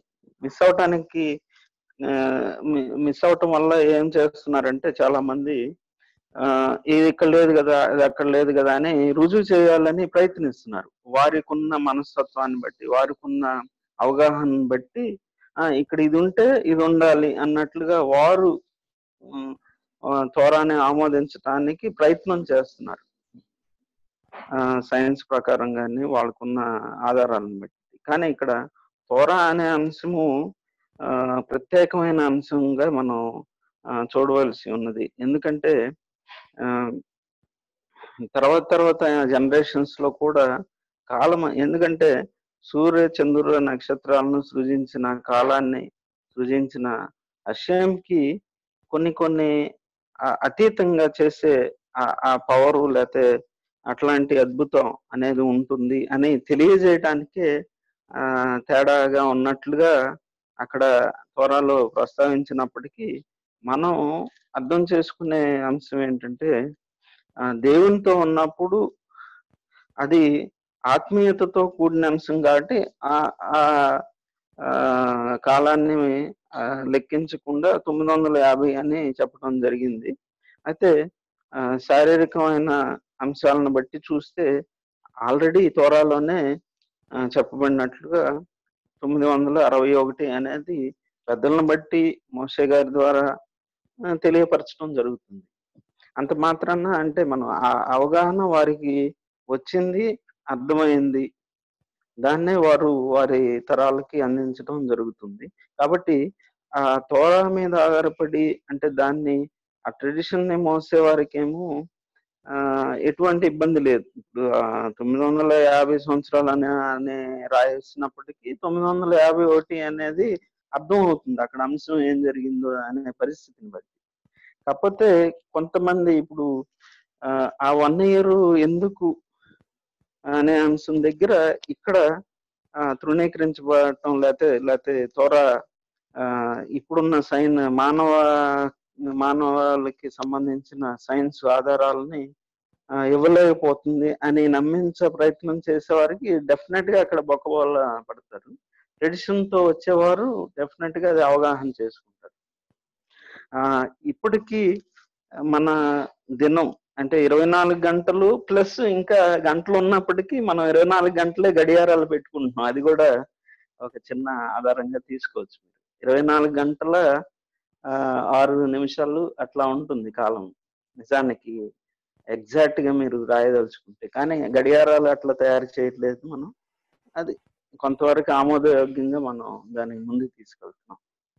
అలాంటి అంశంగా రబి గారు చెప్తారు. తొదరబ్బరు. Yes, okay. I'm moving to the question of Ovadia Gaur. And it's difficult because it sounds like a very general question. What do we learn from this class? Well, I think maybe one direction to take this question maybe is to show what are the conclusions of the flood, what we have to what insight we have to keep in mind following this story of Noah and the flood. And there are really many important notions for us to realize. First of all, maybe one is that unlike the belief of Christianity, Noah is not saved only because God decided to save him without having any merits. No, it's not true. Noah was a righteous, and he was able to be a hero and to be a man that follows God's instructions, and he is the father of all humanity, right? And humanity's challenge to keep this process of being connected to Hashem in everything we do, in everywhere we go, and also to live and to improve this world by the non-spiritual world, like to improve the technology, the health, everything in this world, to make it a better place. That's what we have to combine together, and we have the challenge and the privilege to do it because maybe that's the second thing that we learned. That the second thing is that humanity got to a higher level after the flood, starting from Noah and his Bnei Noach, right? Noach and his children. They are promised not to ever again have a flood, because we are in a higher state, and we should strive to keep the 7 Noahide laws, because we know it's possible. Maybe it was not possible for the generation of Noah that had to be erased, but for us after the flood, it is possible, and that's what we have to follow all over whatever we do in our life. So it's a very great insights to take to one's own life by this story. Okay. Okay, తొందర Oh, please. Yes. Okay రా. మన ఓబద్య గారు అడిగిన ప్రశ్నకి రబీ గారు ఇచ్చిన సమాధానం రెండు విధాలుగా చెప్పారు. అదేమిటంటే ఫస్ట్ అంటే ఏమి నేర్చుకోగలమంటే అర్థం ఏమిటి అనేది అది వివరించారు. కాకపోతే ఈ క్లాస్లో ఉన్న అంశంలో మనం చూస్తే క్రైస్తవ ధోరణి ఎలా ఉంటుందంటే దేవుడు నోహు గారు మంచివారు కాకపోయినా ఆయనే సెలెక్ట్ చేసుకొని ఆ ఫ్రీ విల్ లేకుండా ఆయన్ని రక్షించాలనుకొని రక్షించారు అన్నట్లుగా భావిస్తారు. కానీ ఇక్కడ అర్థమైన మనకి ఈ నోహు గారి ప్రవర్తనలో చూసినప్పుడు ఆయన ఇక్కడున్న ప్రపంచంలోనే నీతిమంతుడుగా గుర్తించబడిన వ్యక్తి. అంటే నీతి మార్గం ఏమిటో ఆయనకి తెలుసు, అందరికి తెలిసినప్పటికీ వారు ఆ నీతి మార్గంలో నైతిక విలువతో నడవలేనటువంటి వారుగా ఉన్నారు. ఈయన ప్రత్యేకంగా శారీరకంగాను ఆత్మీయంగాను నైతిక విలువలు కలిగి నీతి మార్గం ఇలా ఉండాలి మానవుడు అని ఎగ్జాంపులరీగా సాదృశ్యంగా లేకపోతే ఉదాహరణగా చూపించిన వ్యక్తిగా ఉన్నారు. కాబట్టే హషేమ్ గారు ఆయన దయా కృప జాలిని బట్టి మామూలుగా అయితే అందరినీ కలిపి జలప్రలయంలో మొత్తాన్ని స్మాష్ చేసేసి ఉంటే అదొక విధంగా ఉండేది. అయితే ఏమంటున్నారంటే రవి గారు ఆయనలో కొంత నైతిక విలువలు ఉన్నాయి కాబట్టి ఆయన్ని కూడా అందరితో కలిపి చెడ్డవారితో లేకపోతే దుష్టులతో కలిపి జలప్రలయంలో నాశనం చేయటం అనేది జరగకూడదు. కాబట్టి ఆయన నీతి కార్యాలను బట్టి హషేమ్ గారు అది చూసి ప్రవర్తనలో ఉన్న మార్పును చూసి గమనించి నోహు గారి ద్వారా ఈ సృష్టి క్రమాన్ని ముందుకు నడిపించాలి. ఎందుకంటే రాబోయే తరాల్లో మంచి మంచి దేవునికి దగ్గరయ్యే స్వభావాలు ప్రవర్తనలు ఉండే జనరేషన్స్, అవగాహన చేసుకుని ఉండే జనరేషన్స్ ఉంటారు అనేది అదొక అంశం. అయితే నేర్చుకోగలిగేది రెండో అంశంగా రబీ గారు చెప్పింది ఏంటంటే ఇప్పుడు బెనే నోహు అంటే నోహు సంతానంగా మనం అందరం గుర్తించబడతాం. ఇప్పుడున్న ప్రపంచం అంతా ఎవరు అంటే నోహు పిల్లలంగా మనం డెఫినెట్ గా గుర్తించబడతాం. ఎందుకంటే మన నైతిక ప్రవర్తనలో డెఫినెట్ గా అనేక స్థాయిలు ఉన్నట్లుగా గమనిస్తాం. మంచి ఏంటో అందరికీ తెలుస్తుంది. కాబట్టి ఆ మంచి మార్గంలో ఉండటం వల్ల వచ్చే మేలేంటో తెలుస్తుంది. కొన్ని పరిస్థితులు సంఘటనల వల్ల కొంతమంది ఉండలేక వారి జీవితాన్ని వారు నాశనం చేసుకోవటమో లేకపోతే దేవునికి దూరంగా ఉండటమో అది వారికి వారుగా కూడా ఒప్పుకునే అంశం. కాబట్టి ఇక్కడ మానవత్వ విలువలు కలిగి జీవించడం అనేది హయ్యర్ లెవెల్ గా భావించవచ్చు. అది కాబట్టి ఎక్కువ స్థాయి హెచ్చు స్థాయిగా మనం మానవుల్లో ఇప్పుడున్న ప్రజెంట్ జనరేషన్స్ లో మనం చూడగలం. అంటే నోహు గారి తర్వాత వచ్చిన జనాభాలో ఆయన పిల్లలుగా ఆయన మార్గంలో నడుచుకునే ఒక అంశాన్ని మనం నేర్చుకోవటం అనేది జరుగుతుంది. అదొక మంచి విలువ. అట్లాగే 7 ఆజ్ఞలు నోహు గారి 7 లాస్ ఉన్నాయి కాబట్టి అది మార్గదర్శకాలుగా మనం భావించి వాటిలో నడవటానికి కూడా నడిచి దేవునికి దగ్గర అవటానికి అదొక మార్గంగా మనం ఈ పాఠంలో నేర్చుకోవచ్చు. సోదరబ్బా. Yes. moving to the next question by Manika Raugaru. And the question is, why did God bring the flood to kill all the animals if they are not involved with all the sins we mentioned, right? We mentioned the idol worship and illicit relations and all of that. So why it had to they had to die as well with all the human? And in order to explain that, I want to show a verse that we already saw before. So I will add to the chat. So in chapter number 6, verse 11, we already saw that it says, and now the earth was corrupted before God, and the earth became full of robbery. Maybe robbery is not the best word.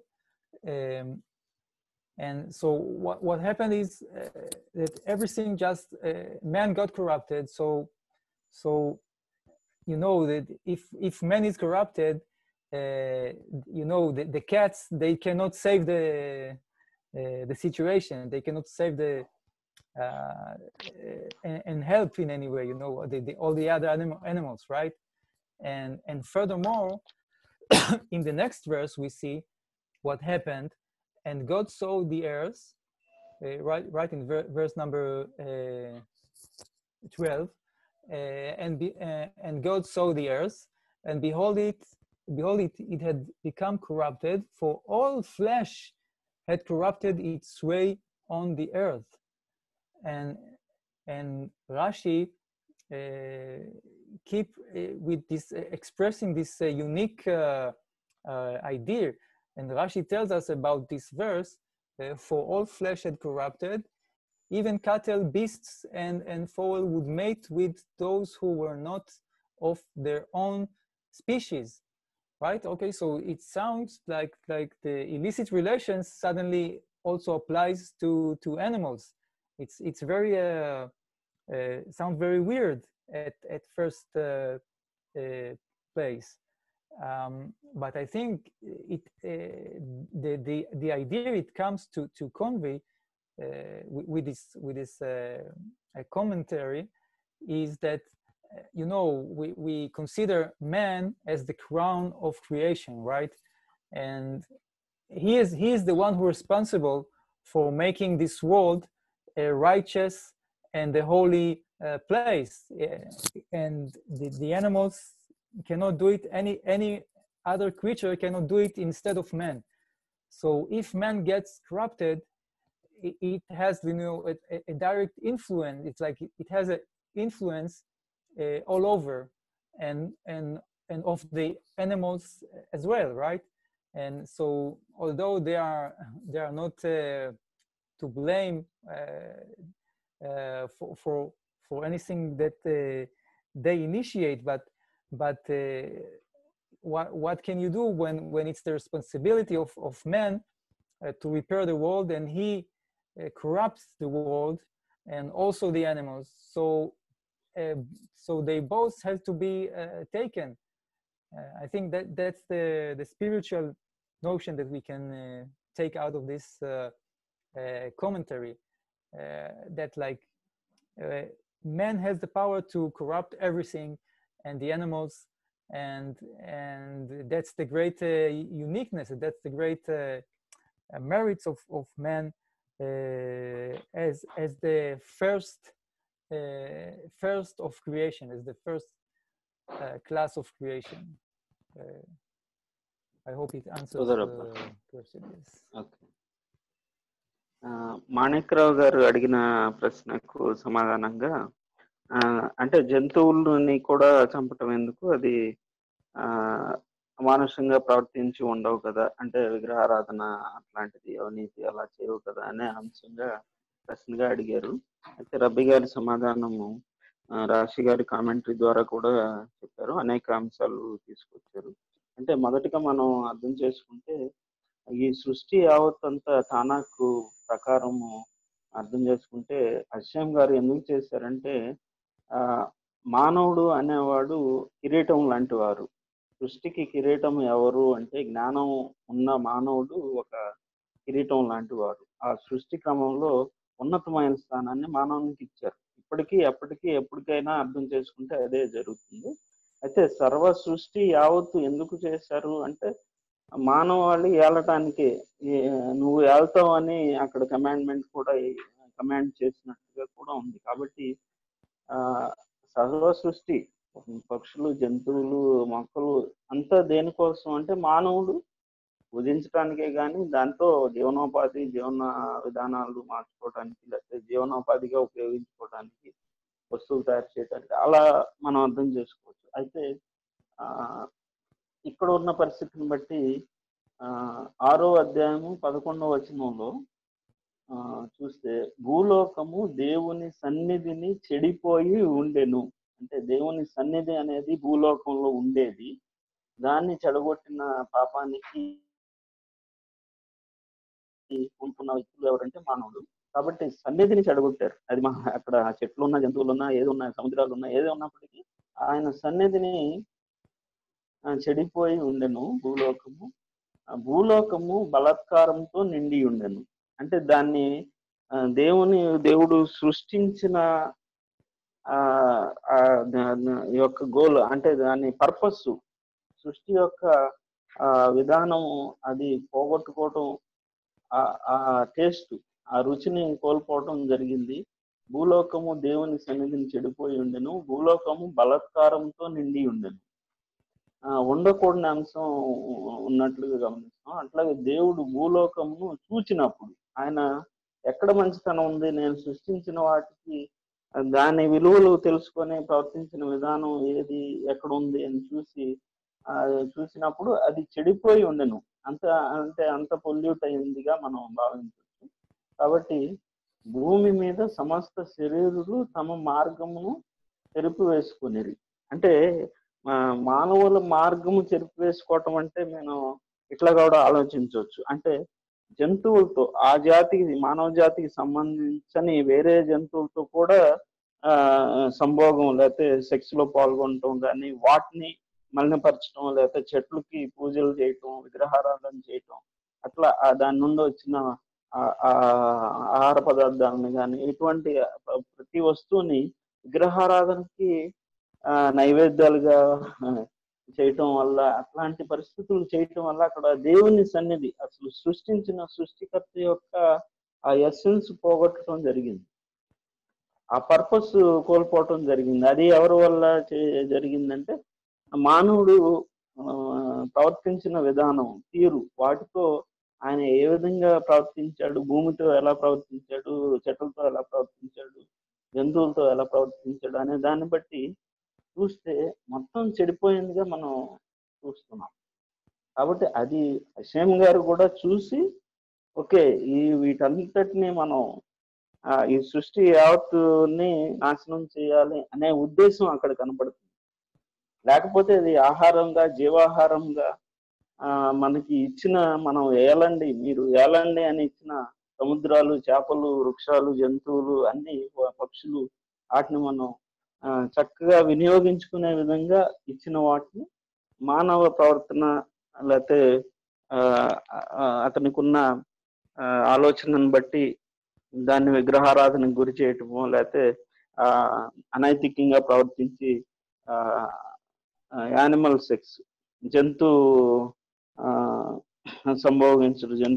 సంభోగించడం, వాటి ద్వారా అపవిత్రత చేకూర్చడం అనేది జరిగింది అని commentaries ద్వారా కూడా మనం కొంతమంది మనకి పెద్దలు, యూదీ పెద్దలు ప్రస్తావించారు. కాబట్టి అట్లా అర్థం చేసుకోవచ్చు అని చెప్తున్నాను.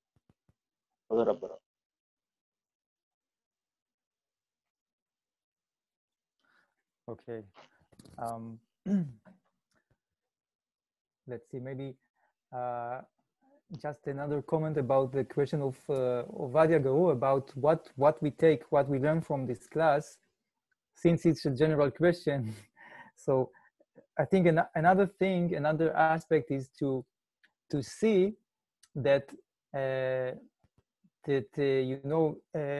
we see the covenant with Noach, and then later on we will see the covenant with Moshe on Mount Sinai, and we have to remember, if we learn that Moshe is like the seed of Moshe, the potential of Moshe is inside of Noach, so we realize it's the same process. It's a continuation of the same process and the same objective to repair this world and make it a holy place, right? And a just and a righteous place with a righteous people. And it's not like that the Torah of Moshe is like a different story. It's only gives something different to a different nation, which is Israel. No, it's not true for Moshe, and it's of course it's also not true for Abraham. We see that Abraham, goes all over and to spread the words of Hashem to all anyone from the nations that he meets. So I think maybe that's also a great insight to have, following this idea of what we saw about the flood and the ark.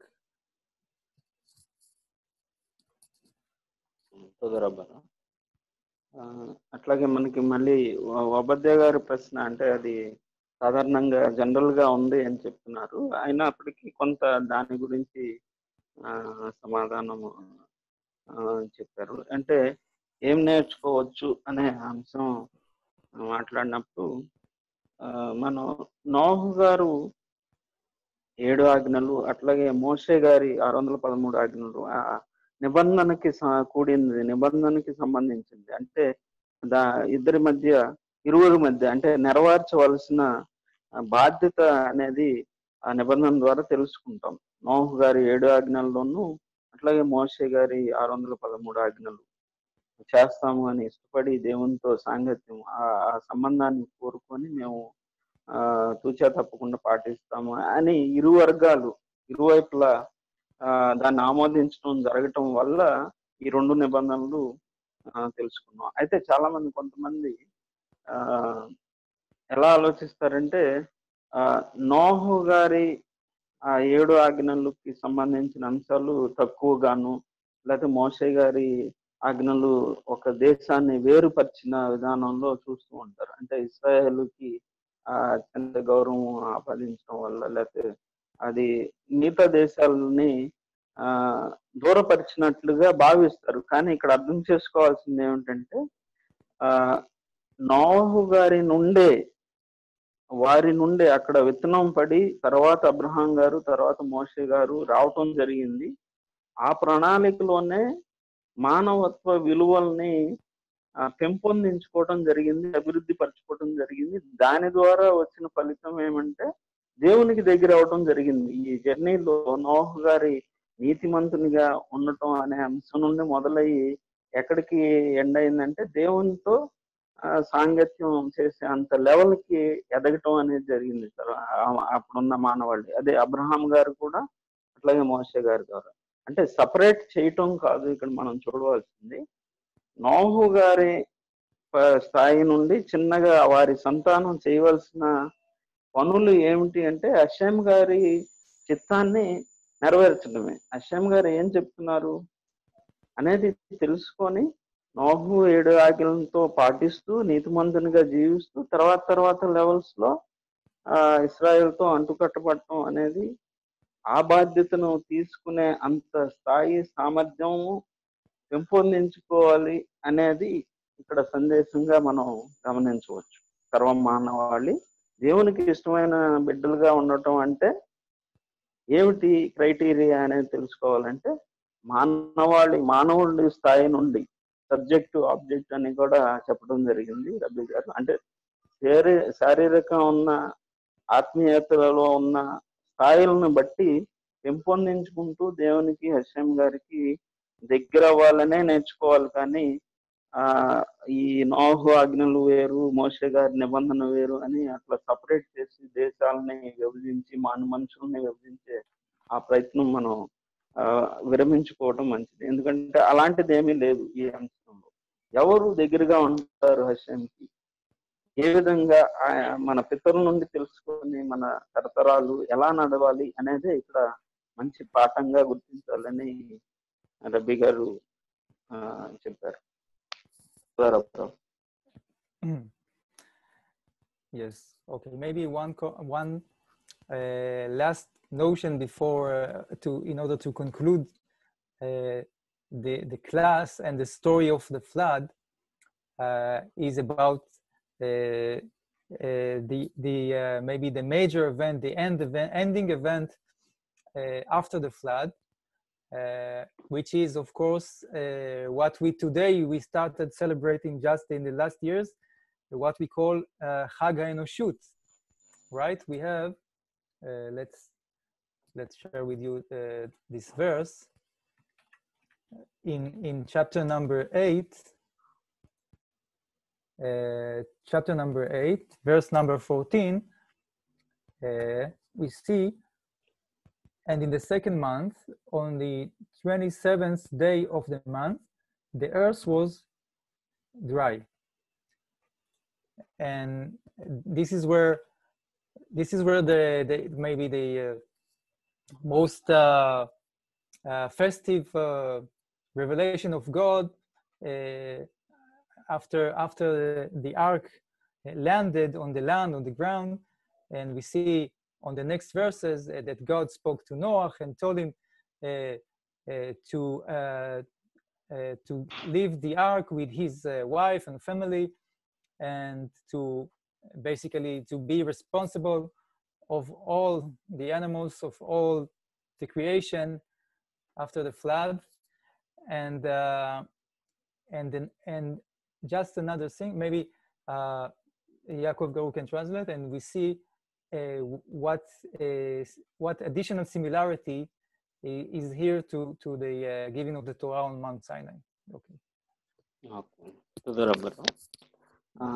ఇంకొక అంశం కూడా మనకి ఈ రాష్ట్రాలు అంటే జలప్రలయము ముగించి అంతరించి టయానికి వచ్చిన ముఖ్య అంశం ఏంటంటే హగ్ ఎనోషుత్ అని మనం సర్వమానవాళి దినోత్సవం అని జరుపుకుంటున్నాము. అది ఆదికాండము 8వ అధ్యాయము 14వ వచనంలో చూస్తే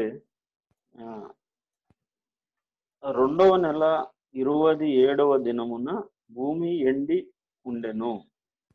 అంటే నోహు ఓడకప్పు తీసి చూసినప్పుడు నేల ఆరి ఉండెను. 2వ నెల 27వ దినమున భూమి ఎండి ఉండెను. అంటే మళ్ళీ ఆ జల ప్రళయం దేవుని చిత్త ప్రకారము సర్వమానవాళిని నశింప చేయాలి అనే ఆ ప్రణాళికలో భాగంగా ఆ జలం పైన ఉండటమే జరిగింది. నోహు గారి కుటుంబం ఆ జీవితం అంతా నీటిపైన ఉంది.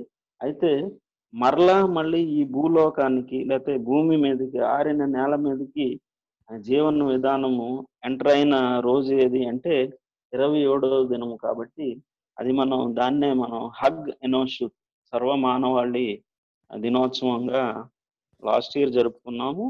అట్లాగే ఇది ముఖ్యాంశంగా ఈ పరాశలో చూడవచ్చు. సర్వమానవాళికి సంబంధించిన ఒక దివ్యమైన దినంగా దీన్ని మనం ఆచరించే దినము. కాబట్టి ఒక మంచి జరిగింది అని అనుకోవాలి. ఆ ఫ్లడ్ ముగింపులో సర్వమానవాళికి ఒక మహా భాగ్యం కలిగినట్టుగా భావించవచ్చు.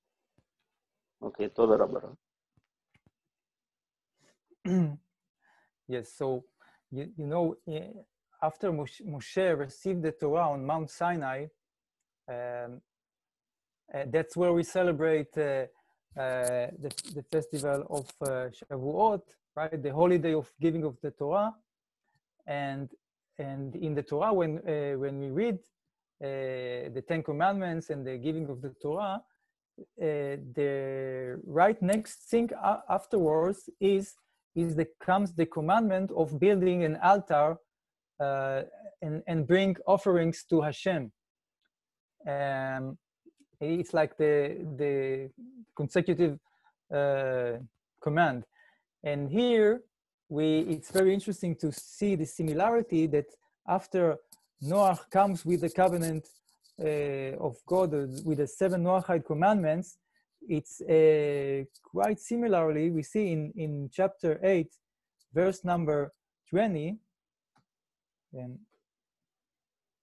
yes, we see that Noah built an altar to the Lord, and he took of all the clean animals and of all the clean fowl and brought up burnt offerings on the altar. And you see, right? It's like the exact same ritual, same service of Hashem, and Noach even has he has this notion of the pure animal, right? It's something that also only was revealed later to Israel, but we see that Noach, as we mentioned, already learned some of these parts of the Torah when he was inside the ark. So that's like the fundamental, that's like the foundations for the later receiving of the Torah on Mount Sinai. And it's important to just to take this notion that it's a continuing process that starts here with Noah.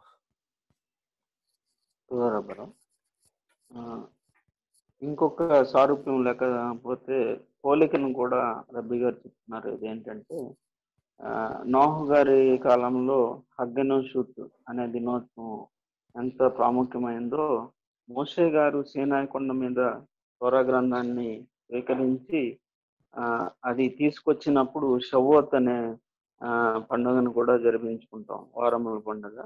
కాబట్టి ఆ 10 ఆజ్ఞలు తీసుకోవటం, రాతి పలకలు, దేవుని స్వహస్తాలతో రాయబడిన అంశాలు, ఇవన్నీ ఎంత పవిత్రతతో కూడినవి ఆజ్ఞలు లేకపోతే నిబంధనకి సంబంధించిన అంశాలు. అట్లా నోహు కాలంలో జరిగినట్లుగానే మోషే గారి కాలంలో అలాంటి ఒక ఆచారం, పవిత్ర దినం లేకపోతే పండుగ జరిపించుకోవడం అనేది కూడా ఉంది, అది గమనించగలను.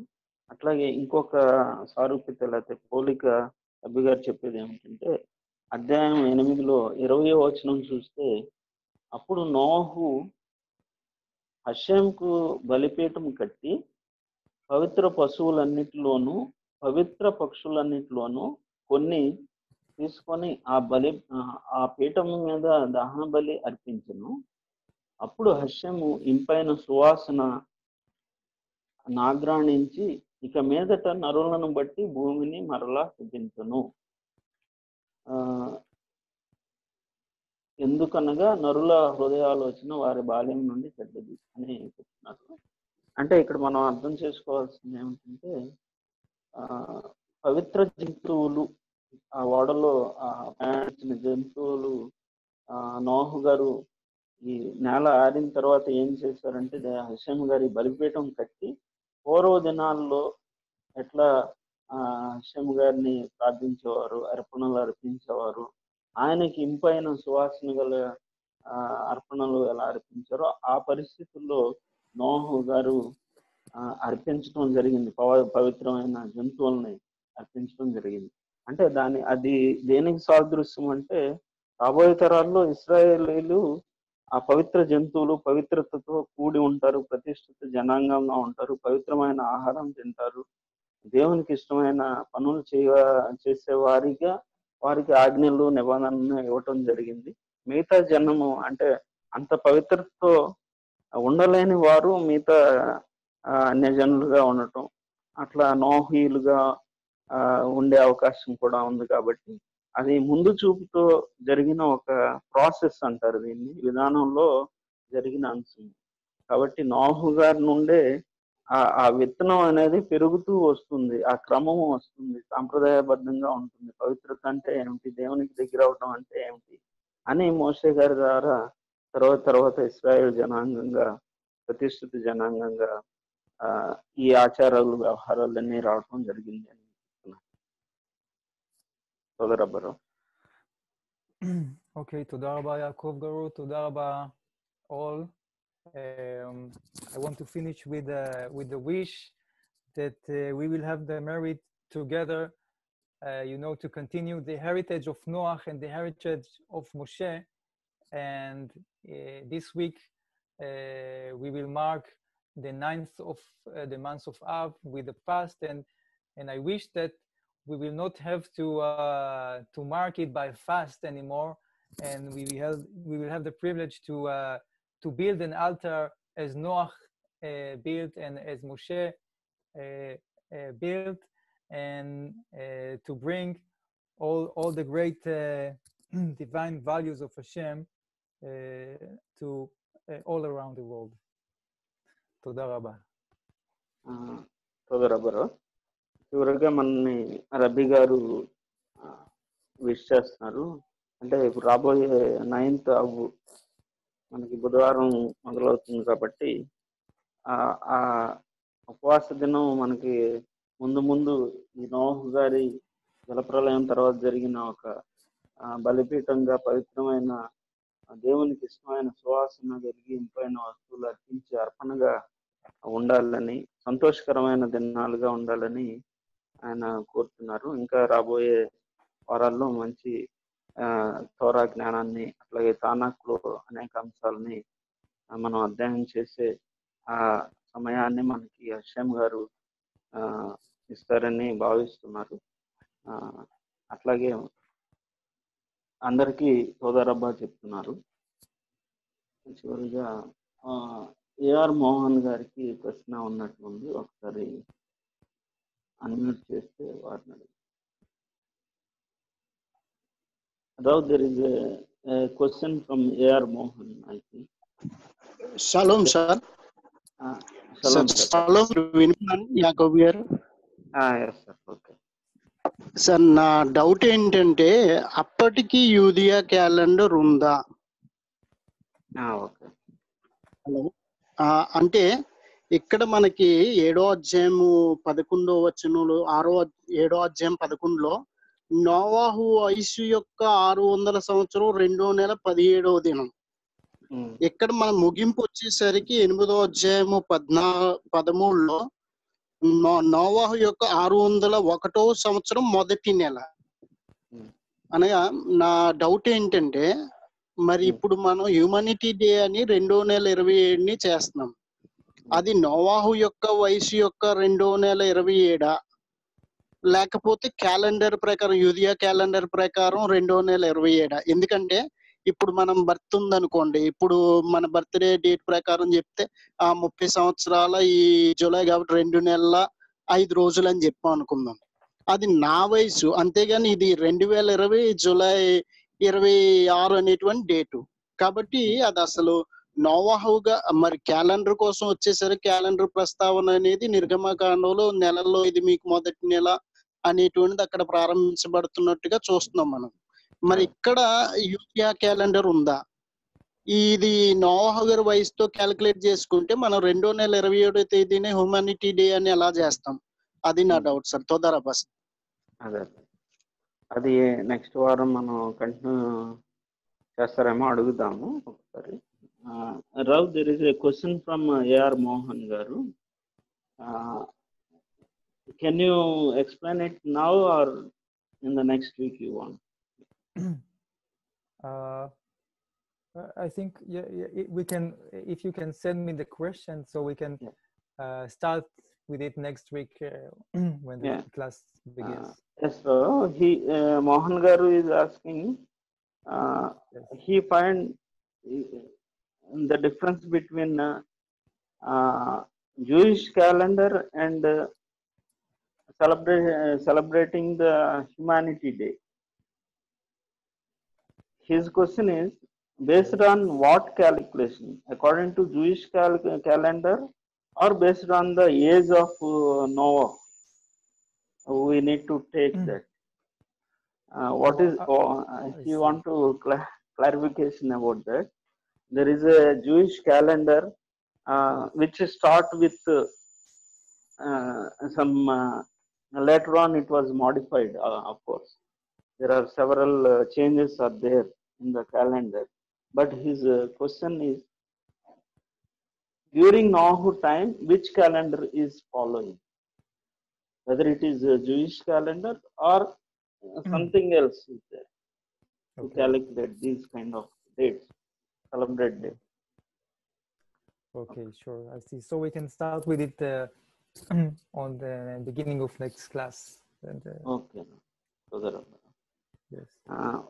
మరి ఒకసారి మీకు అందరికి ఈ త్వర అధ్యయనం నోహు గారి పరశ ఈ క్లాసు అంతా విన్నందుకు మీ అందరికీ ధన్యవాదాలు తెలియజేస్తున్నాం.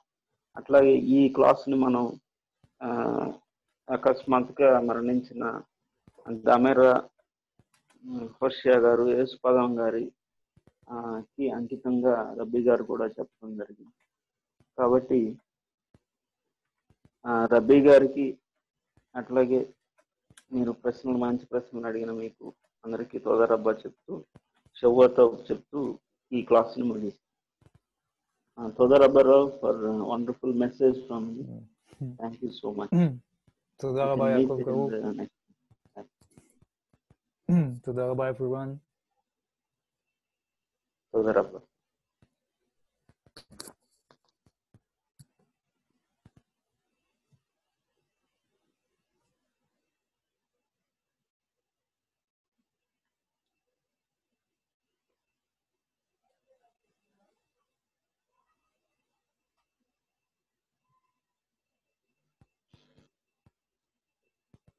యెహోషువ యాకోబీ గారికి కూడా ధన్యవాదాలు తెలియజేసుకున్నాం. అందరికీ ఈ అవకాశాన్ని ఇచ్చి మాకు ఈ ధ్యానాన్ని ఏర్పాటు చేసి ప్రతి వారం మనం ఈ నోహియ స్వీయ ప్రకటన చేసిన వారు అట్లాగే జనరల్ క్లాసెస్ కూడా కండక్ట్ చేయడం వల్ల అందరికీ ఈ అవకాశాన్ని కల్పిస్తున్నందుకు తోదరబ్బా.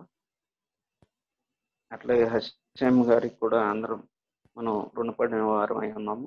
కాబట్టి హషేము ఆయన నామాన్ని కనపరిచే విధంగా మనం ముందు త్వర క్లాసులు జరిపించుకుంటూ ఆ బాటలో ముందుకు కొనసాగాలని దేవునికి ఇష్టమైన పిల్లలుగా మనం మన ప్రవర్తనలో మార్పులు తీసుకొని వచ్చి ఇంకా ముందుకు వెళ్ళాలని ఆశిస్తూ షవ్వాతో చెప్తూ ముందు సోదరబ్బా.